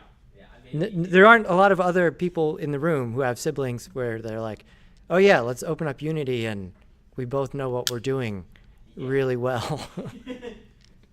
Yeah, I will gladly put all of the Unity stuff onto him so I can do the concept design and illustrations and stuff because I do enjoy like making games a lot more than I thought I would because this is my first foray into it with this class, but there's a certain amount of headache that I get that I think Aaron is able to withstand more than I. Yeah, well, I mean, you have a significant portion of a game studio in your house, right? So like that's not to be sneezed at there. Something to consider. The good thing is he likes the kind of games I do, so there's no clashing on. Right. Yeah. The fact you guys have some significant gene overlap there, I think probably works in your favor, right? So, yeah, I mean, definitely. And then I asked him this afternoon, I'm like, so is there, how many hedge pets are there? Like, are they going to be, and he said, just your sister. And I asked if she was going to take my class. He said, probably not. So. But yeah, what's funny is though is our dad is also an artist. He's like he's an instructor at GCU and like an Oh, okay, great. character design book in the past. So it trickles all the way down apparently. Nepo baby over here. What can I say? Oh, right. And your dad's a character designer? Oh, no. What should we do? High school graduation. That's my grandmother. That's my grandmother. Yeah. Humble beginnings. Okay, but also like, good job. Yeah. I mean, seriously, you guys should think about collaborating for sure. All right. Really great job, Jacob. Loved it. Again, you guys will be there tomorrow night? You guys will be there tomorrow night? Oh, yeah. Awesome. Great. Should be like 90% chance. Okay. Full send off for this class. I don't know how to do the assignment. In the sense that Behance was not working for me. I cannot figure out Behance. I had to use it for one other class, and I just gave up because it was so confusing. The fact that you can't resize images really just like makes me stare at it confused. So I kind of gave up. And I just formatted everything in Canva instead because I also could not embed images in Behance. I don't know what it was asking me. But the Canva thing is like a link that's on the web, right? So if you send it to someone else, they would be able to go look at it, right? Okay. To do, but I could not do anything but the Sketchfab stuff. So there's that. But anyway, here it is in Canva. My project. Here are the sketches. I don't really know how to narrate this in a good way. Kind of just going over like character creation process. I've made many characters. I know how to make something not over detailed. I don't know if anyone got really into gacha games at one point in their life, but those things are like hyper detailed, so I know not to do that, right? And just making something I knew I could convert into a 3D model easily. I was able to do that just fine. Thumbnail sketches. I think I went over this in like a video 8 weeks ago. Thumbnail sketches for the environments, to like get colors down and stuff. And then more characters. I went over this guy. I've been drawing this guy forever. I was trying to find the first drawing. So you also saw the thing I said about painting objects in Procreate. Yeah. Do you know about that as well? Yeah. Because you're doing all this sketching in Procreate, right? Yeah. Okay, so, I mean, did you paint any of the stuff for the Unity game in Procreate? I painted those 3D fish and then I never ended up actually using them. Oh, okay. Oh well. Yeah. Well, I'm just saying, like, you clearly have your systems in place for Procreate here that, you know, you can take your 3D models and throw them in Procreate and paint, use all the same stuff. I tried to do that for my player character, but Procreate gets really finicky if you have anything overlapping. So it basically just blew up in my face and I just went back to Like what happens if it's overlapping? it starts painting your color like literally everywhere all over the place. Oh, if the UVs are overlapping. Yeah. Okay. Yeah. So you have to make sure it's UV unwrapped before. Well, I had it unwrapped and everything. It was just, I think there was something like with the face and the hair, like in one part it overlapped. So then like the entire model just didn't work in Procreate very well. Uh-huh. But when I put it in the Substance Painter, that I didn't have the same issue. So like, okay, I guess I'll just do it. So the exact same model didn't, the exact same UV map. Huh. Have you run into this too? Oh, okay. Interesting. I mean, I don't have an iPad, so I haven't messed with that, but I'll have to give it a shot. Things I made of him, because they were bunched in with notes I took to this class, but I lost it. I don't know where it went. But I've been drawing this guy for months, so then I was like, oh wait, what if I just included this random guy that I've been drawing? So I made him. And then this guy. Everybody has seen this guy. But I added him for the purpose of just filling out the area a little bit more, just because I felt like the goalpost was way too short. Just having this guy, where you just selfish and do nothing else. So I added him to add like dialogue and whatnot. Fun. Modeling animation. Here's a Sketchfab video. Yay! It works in Canva, but not. Or it does work in Behance, just in the ugliest format possible. But when it came to 3D modeling, I have no idea what I was doing. I still don't really know what I'm doing. So I Have you taken 185 yet? Because that was easy. Okay. Compared to making something hyper realistic or something that reflects like what my 2D art looks like, because yeah, I'd spent eons on that. Oh. There's people looking at my stuff. Hi guys.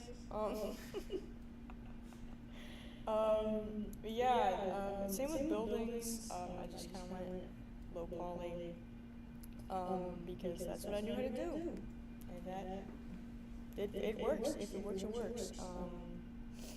For the gameplay, it was the actual. It feels like the real game part of it was just this fishing mechanic. I didn't really add anything else because this felt so complex for my head. It was good enough. Yeah, keep ball in the fish zone. Get fish. It goes until you have 3 fish, and then you can sell the fish to this guy. Pretty fire, and then you win the game.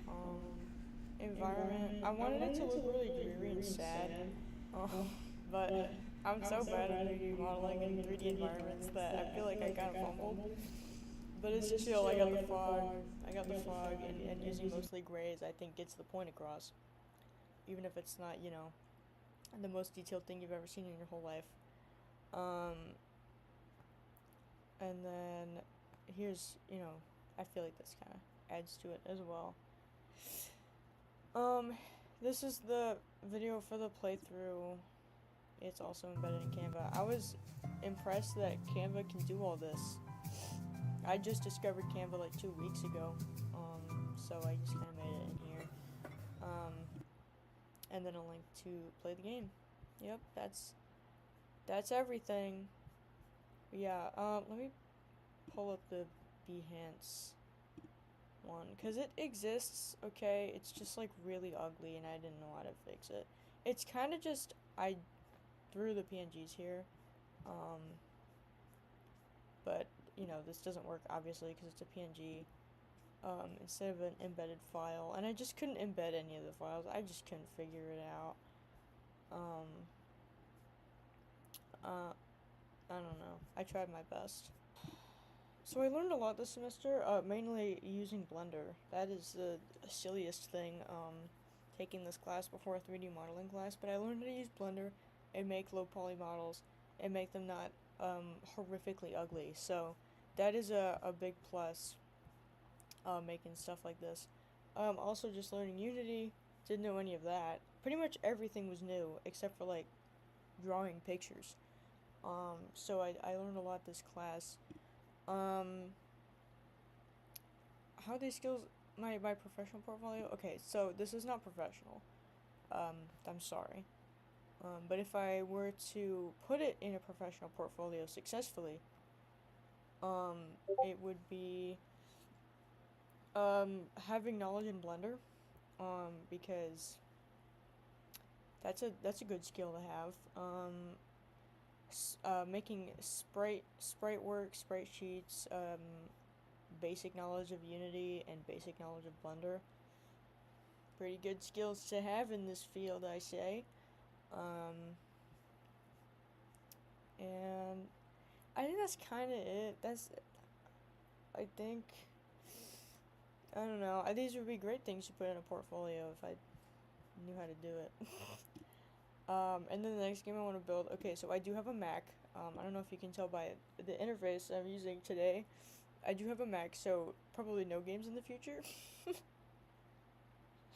But if I had like a really big passion for it, I would probably make a point and click. Not an RPG, but something more lore heavy, because I think Like an adventure game. part is adding dialogue and making characters interact. That's my favorite thing ever. So probably something more like that rather than something that's completely out of my element, like a fishing minigame. Yeah, that's what I would do.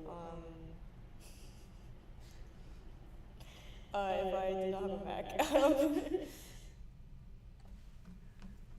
Was that the end? You got cut off? I guess so. Okay, great. Yeah, I mean, Canva, I am not, haven't used Canva a whole bunch, but I mean, as long as it's publicly accessible here, this works. I mean, is this like a Canva template that you're using? No, Just sort of blank Canva space? yeah, I just made it. Okay.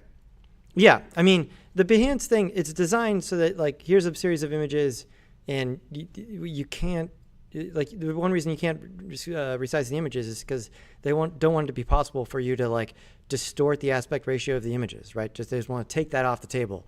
And so it's more of a guarantee against truly horrible design than it is a platform for enabling transcendent design, right? It's sort of guaranteeing low to mediocre design. So, you know, and maybe this is the last semester we use Behance, because then you're still under the Adobe umbrella, which, you know, I wish we'd try to incrementally move us out from underneath that umbrella every semester. And yeah, it's getting closer and closer. So there's that. I also hate Adobe. Yeah, I mean, especially.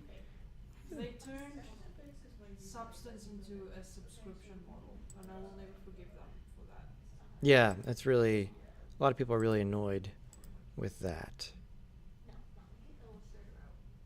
Also, can I ask, how you made the fishing minigame? I'm really curious, because I kind of want to do something similar, not fishing, but. I'm not very smart, so I didn't make it as number scene. You should do that. But it was the little trigger that goes up and down was it was like action random event or something. Okay. And then you put on it some window. I can't remember 'cause I'm kind of blanking. But you just action random event and then have the little ball that you go up and down, give that what's it called? The gravity thing, and then the key press, so it goes up, and then the kind of like thing that logs like items and stuff, just like every 3 seconds you get an item. Okay. Okay, so it's like on event trigger, on every trigger with a pulse time of like 3, it does like or whatever. Yeah. Okay. Okay. That's what I was thinking, but I'm like I have to ask 'cause it's really Yeah, I mean, you ended up using what we talked about in class pretty much, right? Yeah. And so, yeah, we spent one Monday a couple weeks ago sort of going through that one. Okay. Because it was 5 or 6 linkages there. And so like that one's in the recording for sure. Okay, cool. Yeah, we went through that one specifically. Cool. Here's Jana. So now we get to find out how she did this crazy Behance stuff. This is my portfolio of the game. I'm finally gonna go over why I made a lot of the decisions that I made on the game. Starting with like the design of it. I mean, if you played it, you already know it's like a futuristic type of thing. So I wanted to add a lot of like wires and stuff in the UI, or like just I don't know what you call it, like those like random like sci-fi lines. I have a lot of that going on, especially in the text boxes. But I also like, because of the environment of the game, it's a little more grungy, and I also have like graffiti in the game, like a lot of it. So I wanted to incorporate that in the visuals here, with like the spray painted on letters. And when I designed this document, it was actually a lot easier than the first time, not just because I could reuse the assets, but because I had a better understanding of the game now, because it exists now. So some of the things that I added to it, like this wheel, for example, that is I only added that because actually. So, do you talk about how you did this? How did you do this? I don't know if I go over it, but it's all done in Illustrator, because that's where I do like everything related to design. Okay, so you did like the big swath area in like a big Illustrator file. Yeah, I just put it all together, and then I imported it into Photoshop and to add like the effects, and then you can only make GIFs in Photoshop, so that's why I used it there too, so that I could turn the whole thing is a GIF, that whole document. The whole document is a GIF? I thought so, because I noticed that they are all the same length. I'm like, oh, I bet she exported as one massive GIF. That's so clever. Yeah, my mom said that I could do that, so I was like, okay. Your mom said to make it one giant GIF? She said that you can make GIFs on Photoshop, so I was like, I'm just gonna put the document together and then just make it a GIF in Photoshop. Okay, so the whole thing is just one big. She's a graphic designer, so that's why I went to her.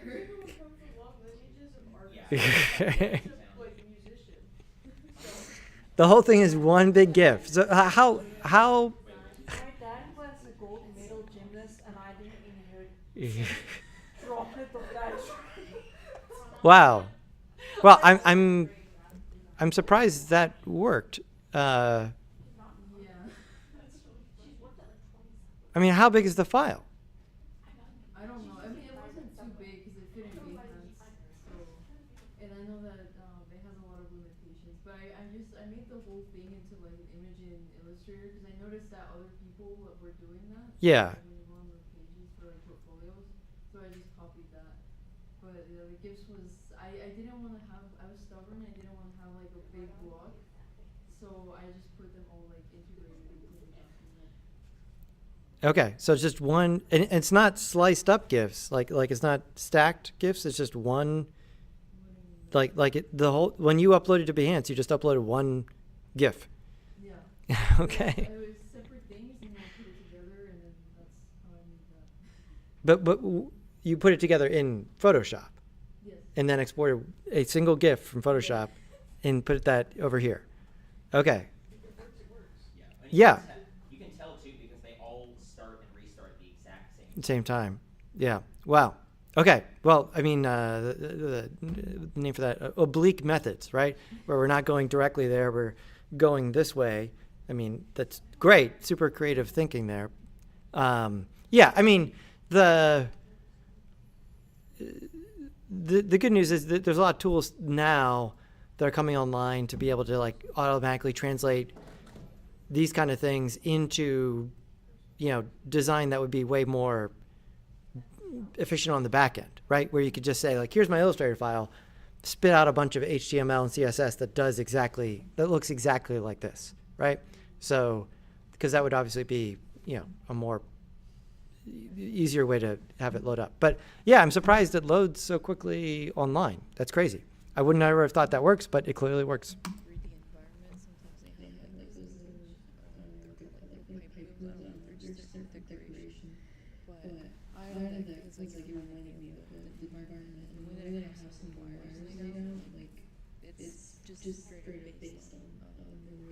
Yeah, I mean, it's amazing that it works, but this would not be a great, like, sustainable approach to web design, right? Okay, all right, yeah. So just so, don't, say it to other people where you're like, yeah, I'll design your website as like one giant GIF, right? Like, that's not, like, it's awesome. Like, the graphic design part of it is great. It's just sort of like all this technical hurdle stuff is not, like the best, but awesome.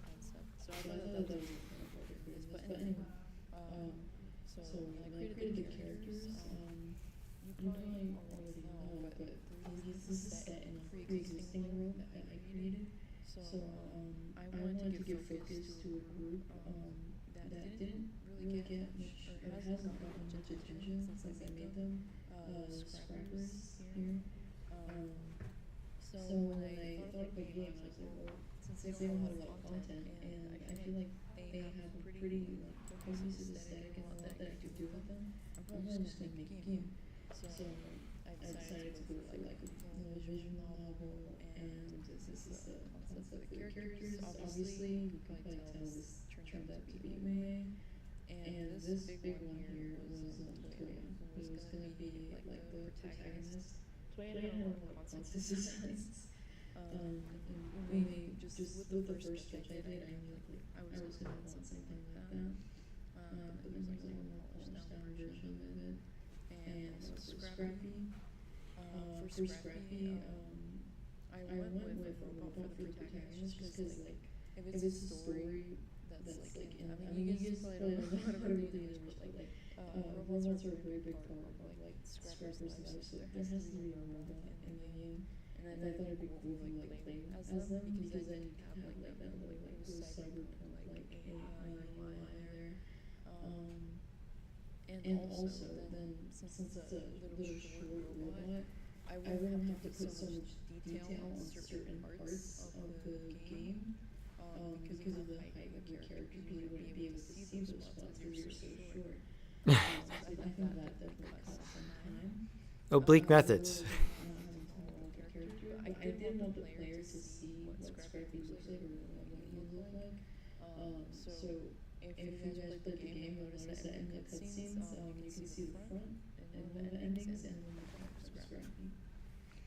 So that's a little detail. And then for Zara, who's another one of the main characters, she already, I didn't put her in this document because she already existed before this game. She wasn't created for the game. She was meant to be a cameo, but it kind of evolved and became a story relevant thing. So yeah, and then for the modeling, I had already come up with a model before I started working on the game. And yeah, so the main focus was adding like animations, and I went. My favorite one was this little one where she's dancing when you enter the hallway. I decided to do that because like originally I wasn't gonna have like a lot of animations, just like an idle like a curious animation. But one of the songs my cousin sent me for the hallway, it sounded like it was like a party. It sounded really energetic for the environment that it was in. And what I'm willing to do with this is like making it seem like there's a lot of people in the ship when there's not. So I just had it so that in the beginning you know there's like some kind of event going on, or there's an importance to that day.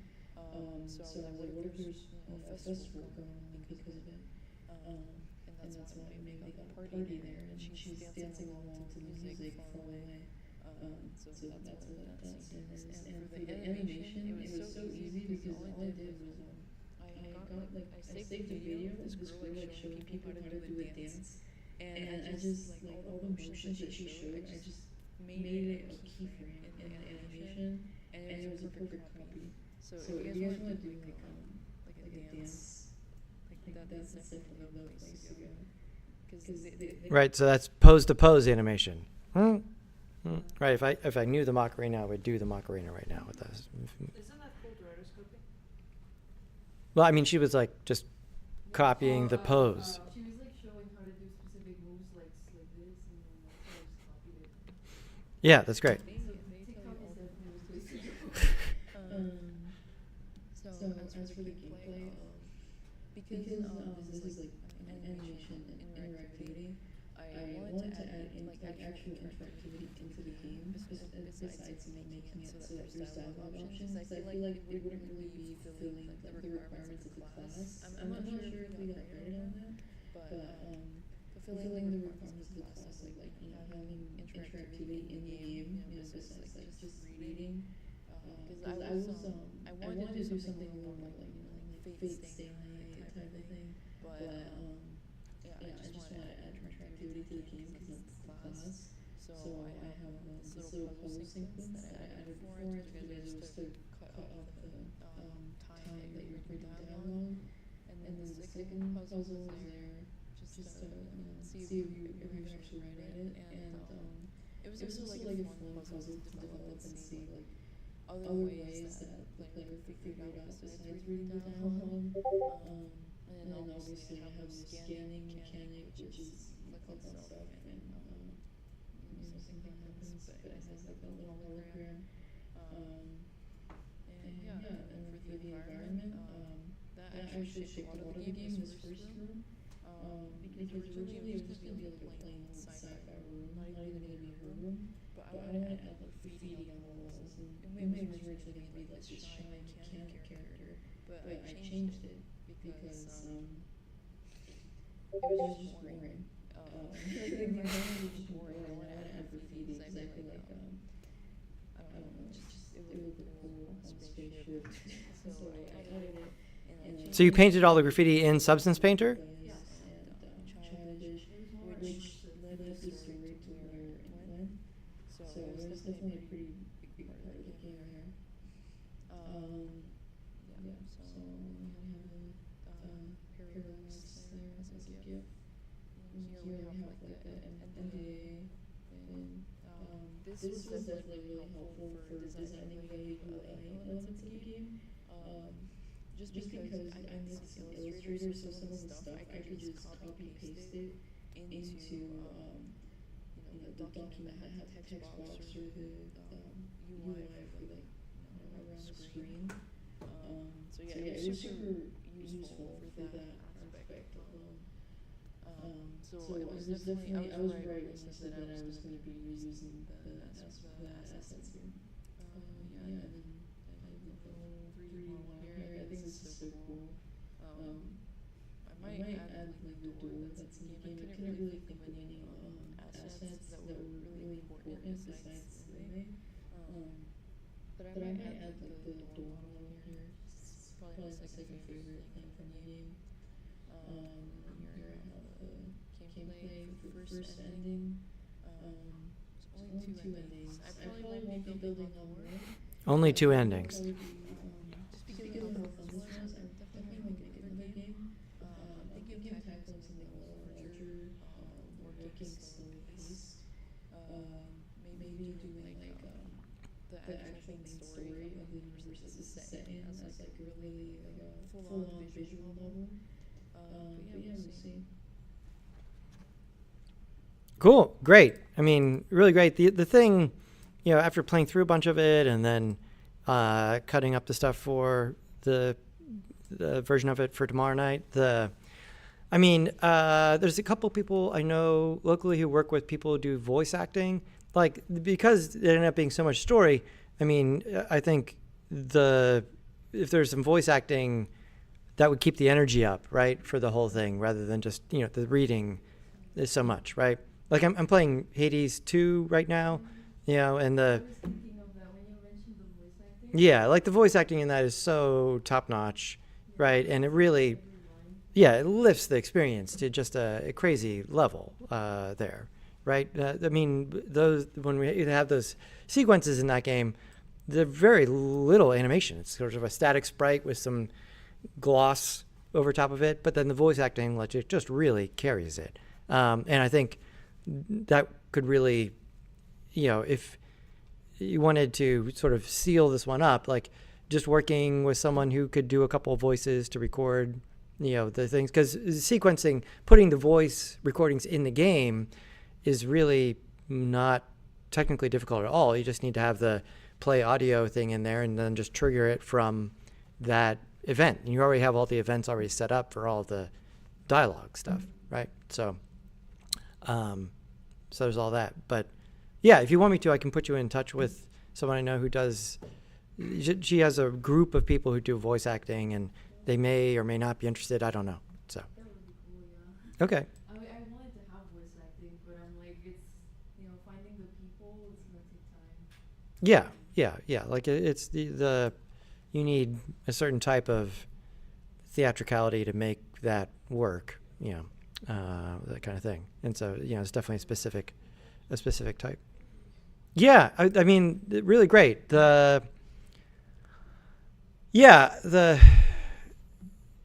you did the MDA, did you just make a giant thing in Illustrator and then dump that into Miro? Is that what you did then, or did you actually do some stuff in Miro? I only presented it as like a PDF. Okay, so that was again all in Illustrator. Yeah. Okay. Yeah, the fact that it's, because there's so many people who work that way, the fact that Adobe still doesn't have like a really great from Illustrator to other things bridge is confusing, but yeah, that's really interesting. When you have a chance, send me. I want the GIF. Send me the GIF on email, because I want to just the super GIF. Like, I'm just shocked that worked. Attach the entire GIF on Discord. Yeah. I don't remember there being anything impressive about it besides. Right. I mean, just sort of like that's surprising. I did it, and my mom was like, "That's not gonna work." I know. Like, the intuition about those kind of things is like, yeah. Like, I mean, you did a really great job here, both in the design, which is the fundamental thing, but then the internet has failed you, and that we're still in this state where, like, the only way to get what you want is to make this giant GIF, right? And like, that's yeah. Like we shouldn't be here. Like, that shouldn't be the state of affairs. Hey guys, this is Punchy. So for my final product here, I will say I wish I did get more done. But I managed to make it so there's actually a bit of a gameplay, there's a bit more gameplay to it, which I'll show here. Albeit it's still very short, but you know, it works. If it wants to reload the domain for some reason, I don't know why it's lagging or not participating, whatever. Oh, there you go.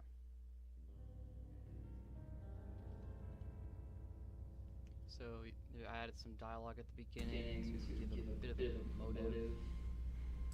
So it's now a metagame about a character trying to finish their AVC 200 project?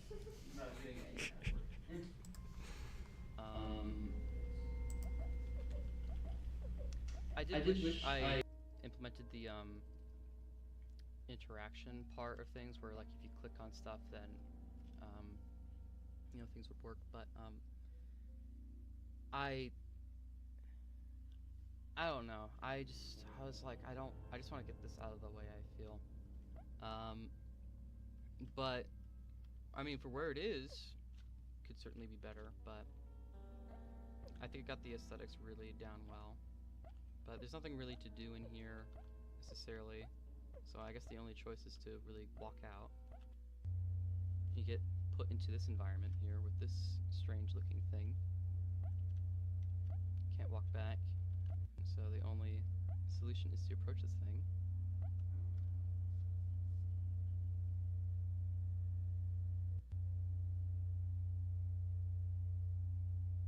You can't move during this thing too. Well, you could rotate, I guess. Sound is the soundtrack. Going through a whole monologue section here.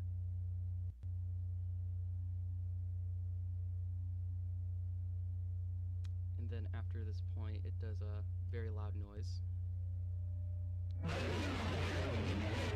And then the game closes itself. But I really do like how I managed to get these effects down right here. And that was basically the whole entire thing. Again, How did you change the effects at the end? So it's because I made it so it's a conditional global volume thing where Uh-huh. like on after the dialogue sequence ends, it will like the whole volume like profile will change to a new one. Oh, okay. And you know, then it will just close the game afterwards by because I tried to add in a script about like okay, so it's after this then you just like close the game automatically. But it was kind of finicky but I made it work. Okay. In the test build. I do wish I got more with it done. There's more of an original sort of. I wish I had more like what I originally intended this whole thing to be. But I just had to keep crushing down, pressing more, because I've struggled with time management severely. But I feel like it gets the message across with one of the main messages of what my original project was, which was task paralysis, which is something I greatly struggle with. I have the whole entire document here, describing the meaning for the title, what the purpose of the game is, the gameplay of it, the development, things I struggled with severely with it, the links to pages where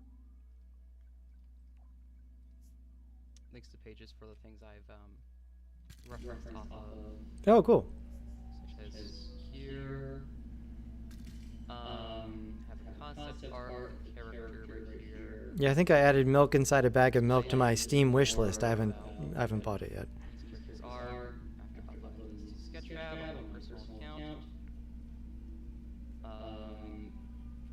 Uploaded the bedroom 2. And here's the link to the folder.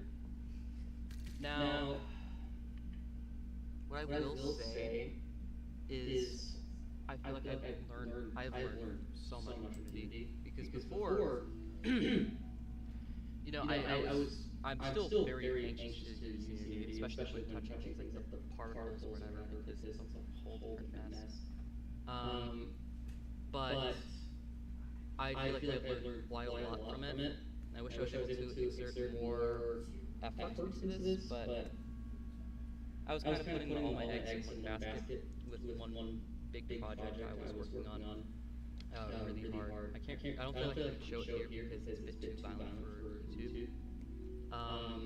But it's very gory, and I feel greatly proud of that. And I mean, I do feel proud that Is that for another class?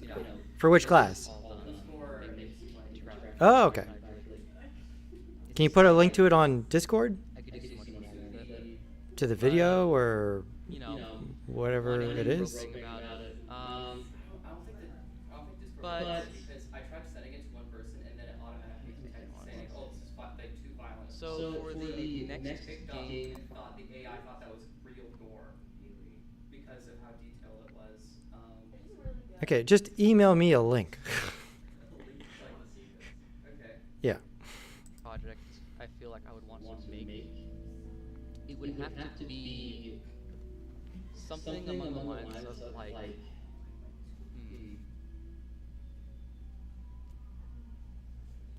I feel like maybe this would be more expanded upon.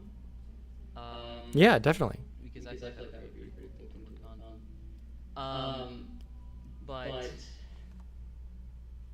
if it's not for this if it's not something for this project, I feel like another big thing I could see myself working on is a fan-made Madness combat game.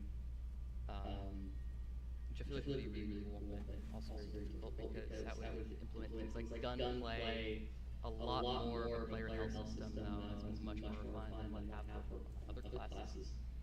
A lot of different conditions, all that sort of stuff. Or something that would be very akin to a creative sort of game like Little Big Planet or inspired by Little Big Planet, which would be also really cool to do. But we'll see. With what I feel I learned from this semester being ported into here, it has to be, or into this class, but I feel it would have to be definitely trying to work with the dialogue system. Something I wish I was able to do, and I feel like there's gotta be a more like efficient way of doing this if I looked deeper into it, was like, so at the door right here is a trigger, and what I want that trigger to do is like it will wait for a bit, like it'll display a bit of text right up here, and so like, alright, let's blah blah blah, and then it will wait like a second or two to then execute the next task. But I feel like, you know, that's able to be done, but the way I was thinking is that it was going to be kind of messy to try and make it work. Because I think I put the text prompts into the game manager right here, and I would want to make it so that it's all just in one space, not in multiple different objects of the text interaction.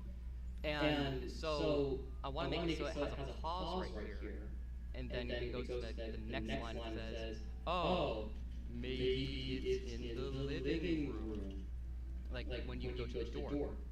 But I don't know how exactly to make that a condition necessarily. I know there's like choice conditions, but I don't think that would fall into that category.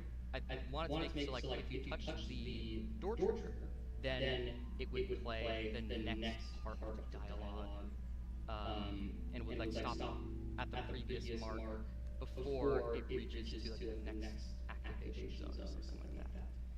Just for ease of like making things. Oops, I think I did the wrong line. Okay. But just for ease of access, making things a lot more compact and not as messy. But that's kind of what I did, that's what I got. So, I will be seeing you guys Wednesday, right? Yes, Wednesday. Yeah, a pause is a good idea there, to be able to pause between segments. But yeah, the vibes of the visual, environment here, super cool. So like this is the color quantizer, the 8 color thing, plus the other lo-fi effect, both of those, right? It was just the color like that color channel thing you mentioned though, but it's mostly, I feel like most of the color correction comes from the global volume that I added in. Okay. Where everything looks like it's like the textures are starting to jitter around because I've added a noise, added a different sort of like tone mapping to it. Okay. Yeah. Cool. Yeah, the jitteriness from this. I mean, is it supposed to be a window or a painting? Yeah, like the way that has light on the rest of the thing. That looks really cool. Based on my real life bedroom, by the way. Almost everything here is like 1-to-1 accurate to my bedroom, other than a little poly. You have the L-shaped. Is it IKEA desk? Right, but I removed a few components. I made it so that I actually have a bunk bed, but I made it a single twin bed. And the desk, it's very hot in there. It's kind of annoying to get things in and out because of where the dresser is placed, because it's a tight squeeze, like just as you see in that video, it's really tight. Let's talk about how Punchy could better lay out his bedroom. Yeah, get some feng shui. His feng shui. Well, no, the thing is that's where my desk is. On the other side as well is a shelf that, like, when we moved in, it was there, and then there's like a sort of another shelf below. So I can't really move that out of the way necessarily. I can move it, but I would have to unscrew the wall and then just like I'll stuff in the wall and readjust a lot more. I think you just need a new dresser, man. Get a new room, honestly. Get a new room. Knock it down, build it again. I mean, it works. It's fine. I plan on like getting a twin bed eventually, so I can have more posters on that wall. Dude, I need to get a new bed. Yeah, I mean the aesthetics here of what's going on, right? Even if there's not that much branching possibility, just continuing to build on this as like this, narrative that you step through. Like I think there's a lot of potential there, right? Because like if you just had time to make 10 rooms, I think you would make 10 pretty interesting rooms that people would like want to go look at, right? So yeah, I would encourage you to keep going with it for sure. Cool, very nice. And The dialogue thing, did you try the event sequencer? The event sequencer. It, because you were saying like you wanted to pause with dialogue and do that. That would be a good, because the event sequencer is like you can, at like 1 second do this and then wait like 3 seconds and then do this or trigger this. And I feel like that might solve it.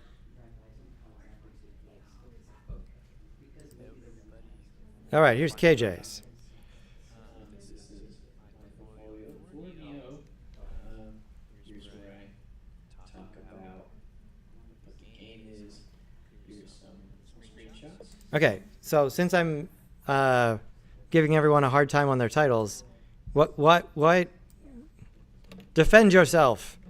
What where does this name come from? It's the name of the character you play. Okay. And it's kind of like a play on words for Neanderthal. Oh, okay. Yeah. Right. They're not just a giant matrix. Yeah, I just went immediately to Matrix, right?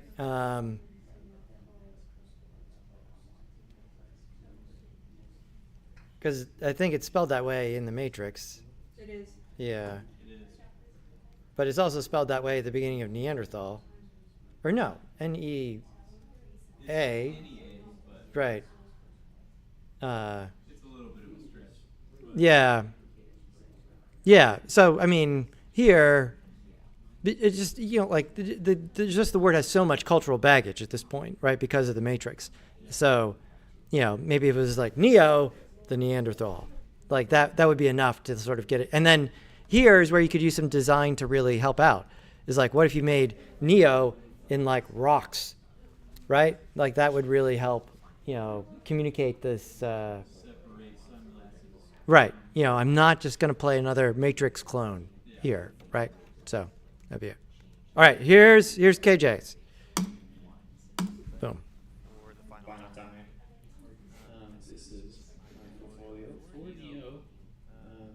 Here's where I talk about what the game is. Here's some screenshots. I am so glad I changed the skybox and turned on the fog. I figured out how to turn on the fog. So that just made the vibes so much better. Like look at that. That's so much better than it was last week. Here is Neo's private domicile. You can click on this. Look at that cave. Yes. Beautiful. And here's the dinosaur. You can Okay, so you didn't get textures either. Did you upload from Substance Painter? I just dropped the FBXs into Sketchfab. Okay, yeah. So yeah, the FBFX is not going to have the thing, but you painted the P-Rex and the cave in Painter, right? So go back to Painter, and in there, do the export, and then there's an option in the dropdown for Sketchfab, and so it sends it directly to Sketchfab from Substance Painter, and that way it will have all the textures and stuff.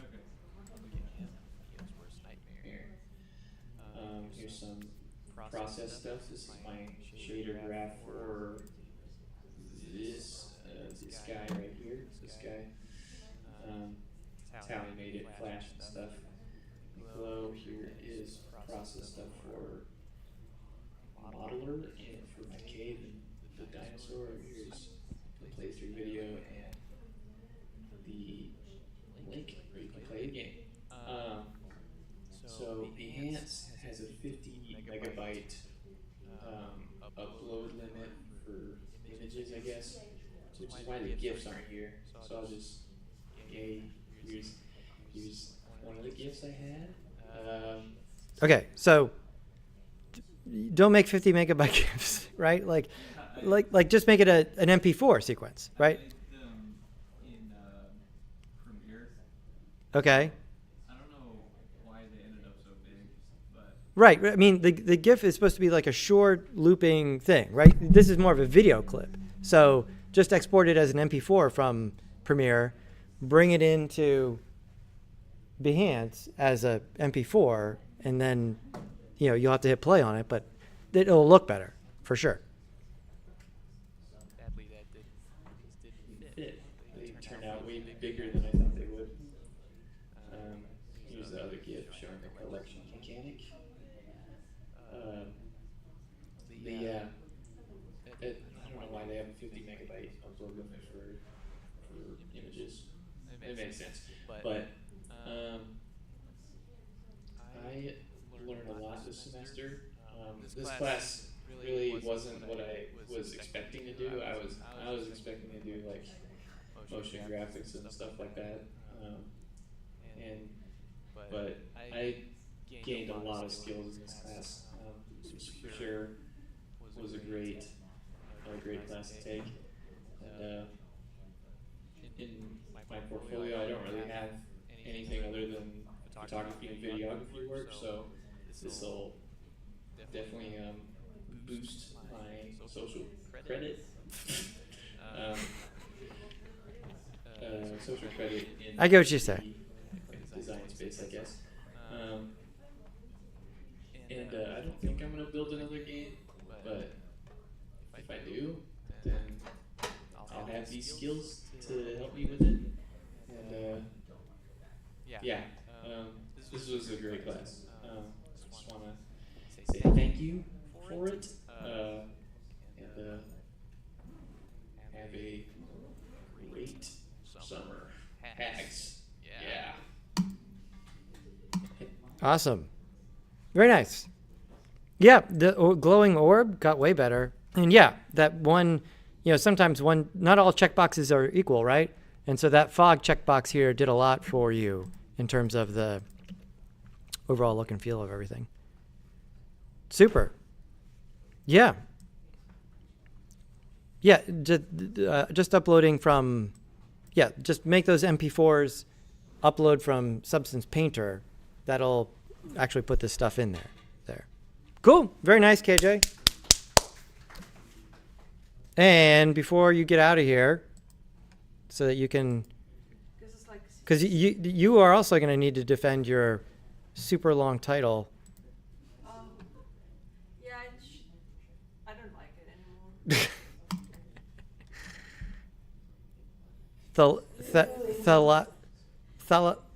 Thalasstropus. Thalasstropus? Thalasstropteris. There we go. Right? Here's my Behance portfolio. So this is my portfolio for my game that I made, and I have done a lot of renders, but for some reason sometimes the GIFs that I make give some problems. So first off, I start with just like a small image of the opening sequence of the game with the red and white switch, and I also added a render of my creature just so that it's what do you call it? It's a nice point for my point of interest. Is the word point of interest for the portfolio, because I've spent so much work on it. I really wanted to highlight it as well. This is my game. Subsurface scattering looks so good. Outline or description. I see for some reason one of the spaces got removed. I'll just add it back. Because I was editing earlier, so I don't know how that happened. I'll fix it. Here's the video. I'm not gonna play the entire thing, but it's uploaded directly to Behance. Surprisingly, I guess I compressed it really well.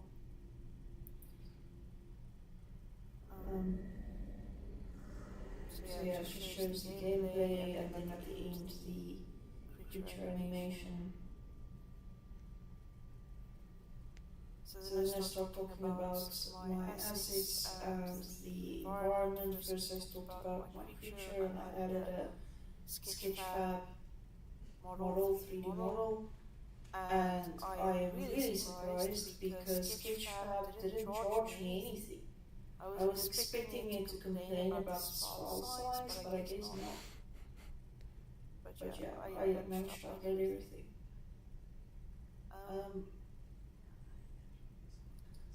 Looks really nice in the viewer. Obviously the animation still needs a lot of work, it's still very stiff in many areas, especially the tail. But it's a good starting point. I'm going to continue working on it during the summer break. But I just wanted to have it in the game. Also, I know there's an issue here with the jaw. I don't know how that happened.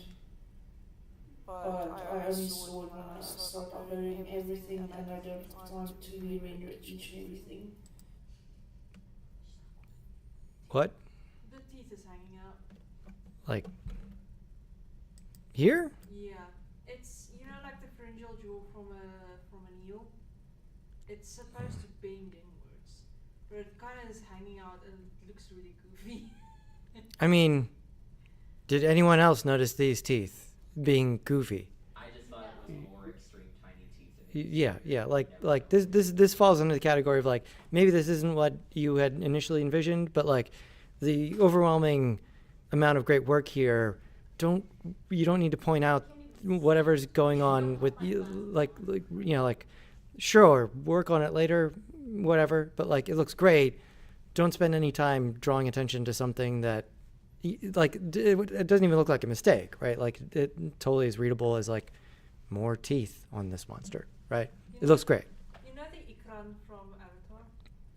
I mean, it can't. No. The thing that they fly on, the banshees. The dog-looking thing. Oh, from from the other the other Avatar. Yes. Yeah. You know how their teeth did this thing? That's what. I mean, yeah, but it looks great, right? Like so, like it's way down the list. Like worry about the tail and the legs before these teeth become a priority on your job list there, right? It looks fantastic. So that's just gonna I'm just stay for now to fix it. Kind of looks a little goofy though. But otherwise, looks great. It's really cool how you have one side that is the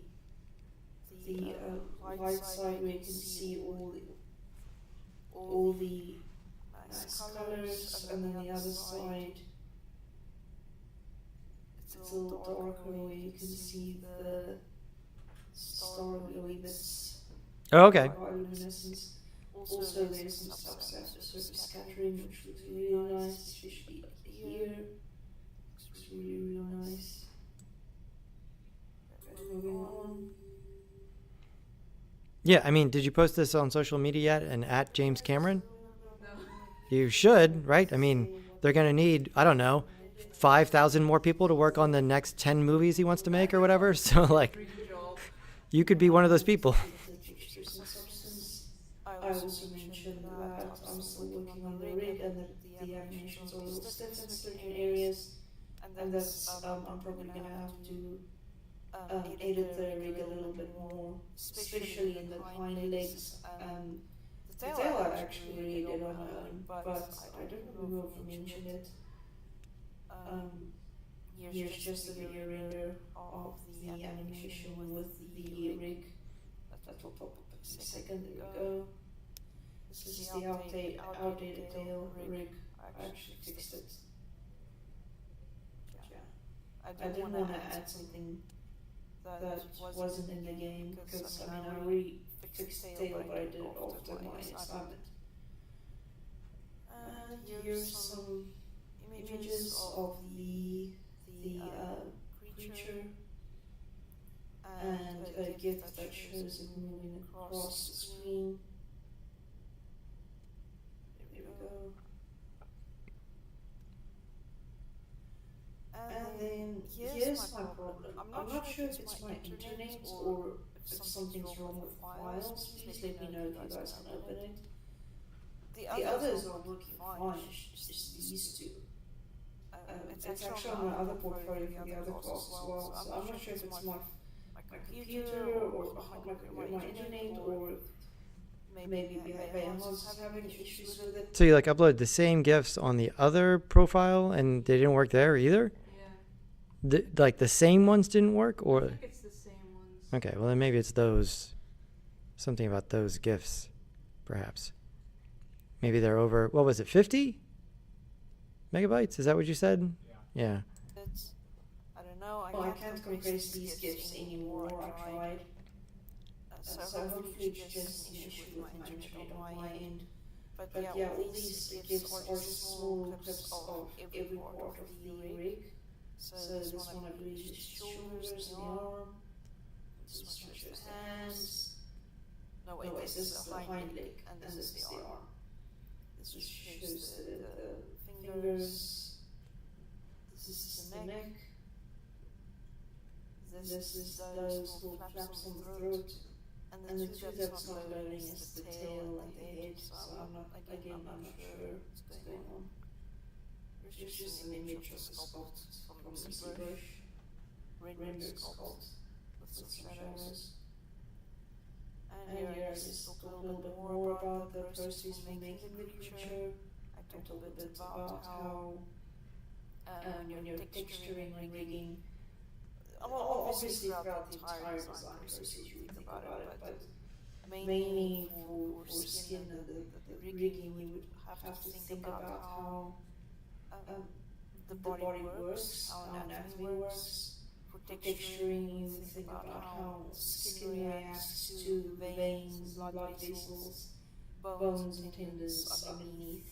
So for example, there's areas where there's more veins and blood vessels that can shine through, like here, because it's more stretchy skin, whereas areas that would be heavily protected like the back and the spine and the scales would have less blood vessels and show more yellows, the bones and the hard skin. So I talked a little bit about that.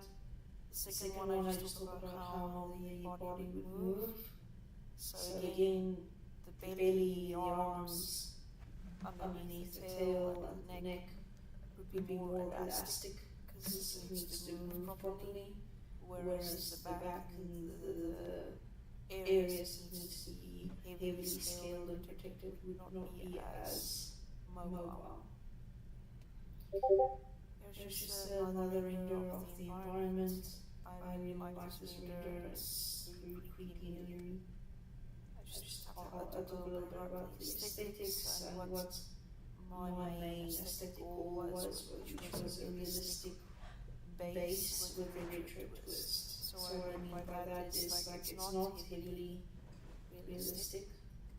It has some realistic elements, but it also has a bit of a retro twist in terms of like you've got buttons and switches and things.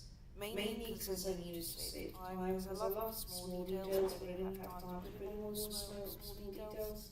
So that's why it's a mixture of the two. Here's just a sketch map of all my assets. Yeah, this is really cool to see them all laid out in this modular fashion. Really nice. My internet's been giving me some problems the last 2 weeks. Instead of just adding one sketch map of one asset, I thought it would be nice to have a sketch map of the entire layout of everything that I used. So you can see there wasn't a lot of assets I modeled, but I was able to do a lot with them. There's some more image renders with the nice volumetric light, the green and then the red. Here I just talk a little bit with my mechanics, and here's another gift that I didn't want to load. Honestly, I don't know what's going on. These aren't too big. This is just a gift that shows the switch going down and what happens when the switch goes down. And here's just an image of the switch, and here is all the scripts. You can zoom in. Just look through it. Here's a gift that just shows the little scene where it opens.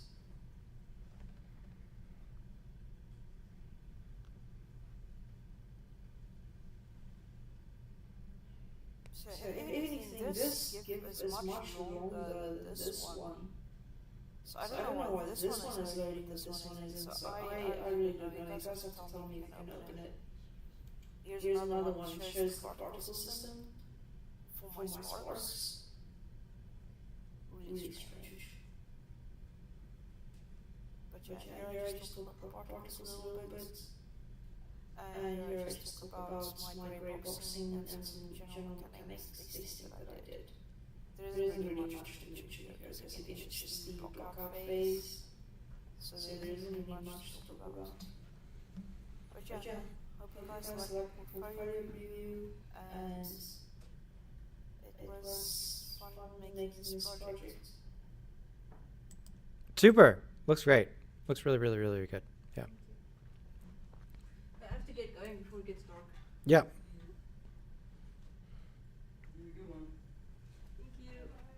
Okay. Awesome. Congratulations, everybody.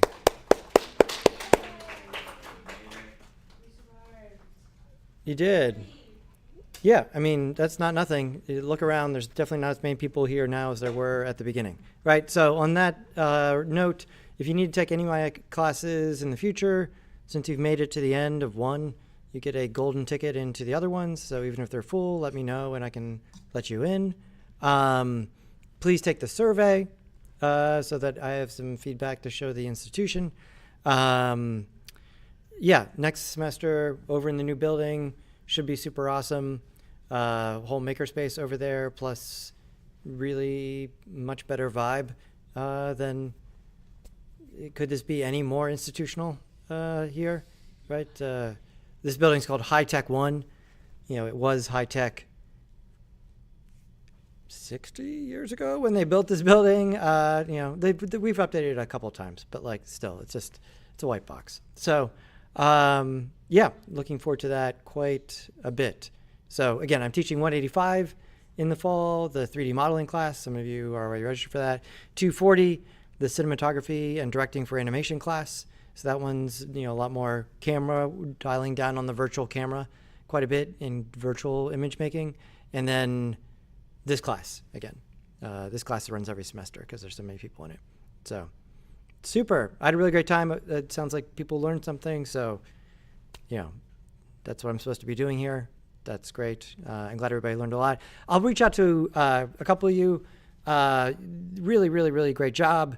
If you could send me the project files from Unity, that would be great so that I can have those. I want to definitely assemble some more examples for future semesters based on pulling some stuff out of some of the work that you guys have done. So that'll be super helpful. And then tomorrow night, the film festival, right? Come see everybody's stuff up on an even bigger screen in the Performing Arts Center, which will be great, at 5:30 tomorrow. Awesome. Thank you very much, everybody. And remember to bookmark the lecture search page, because that's where you'll be able to get to all of the information in the future.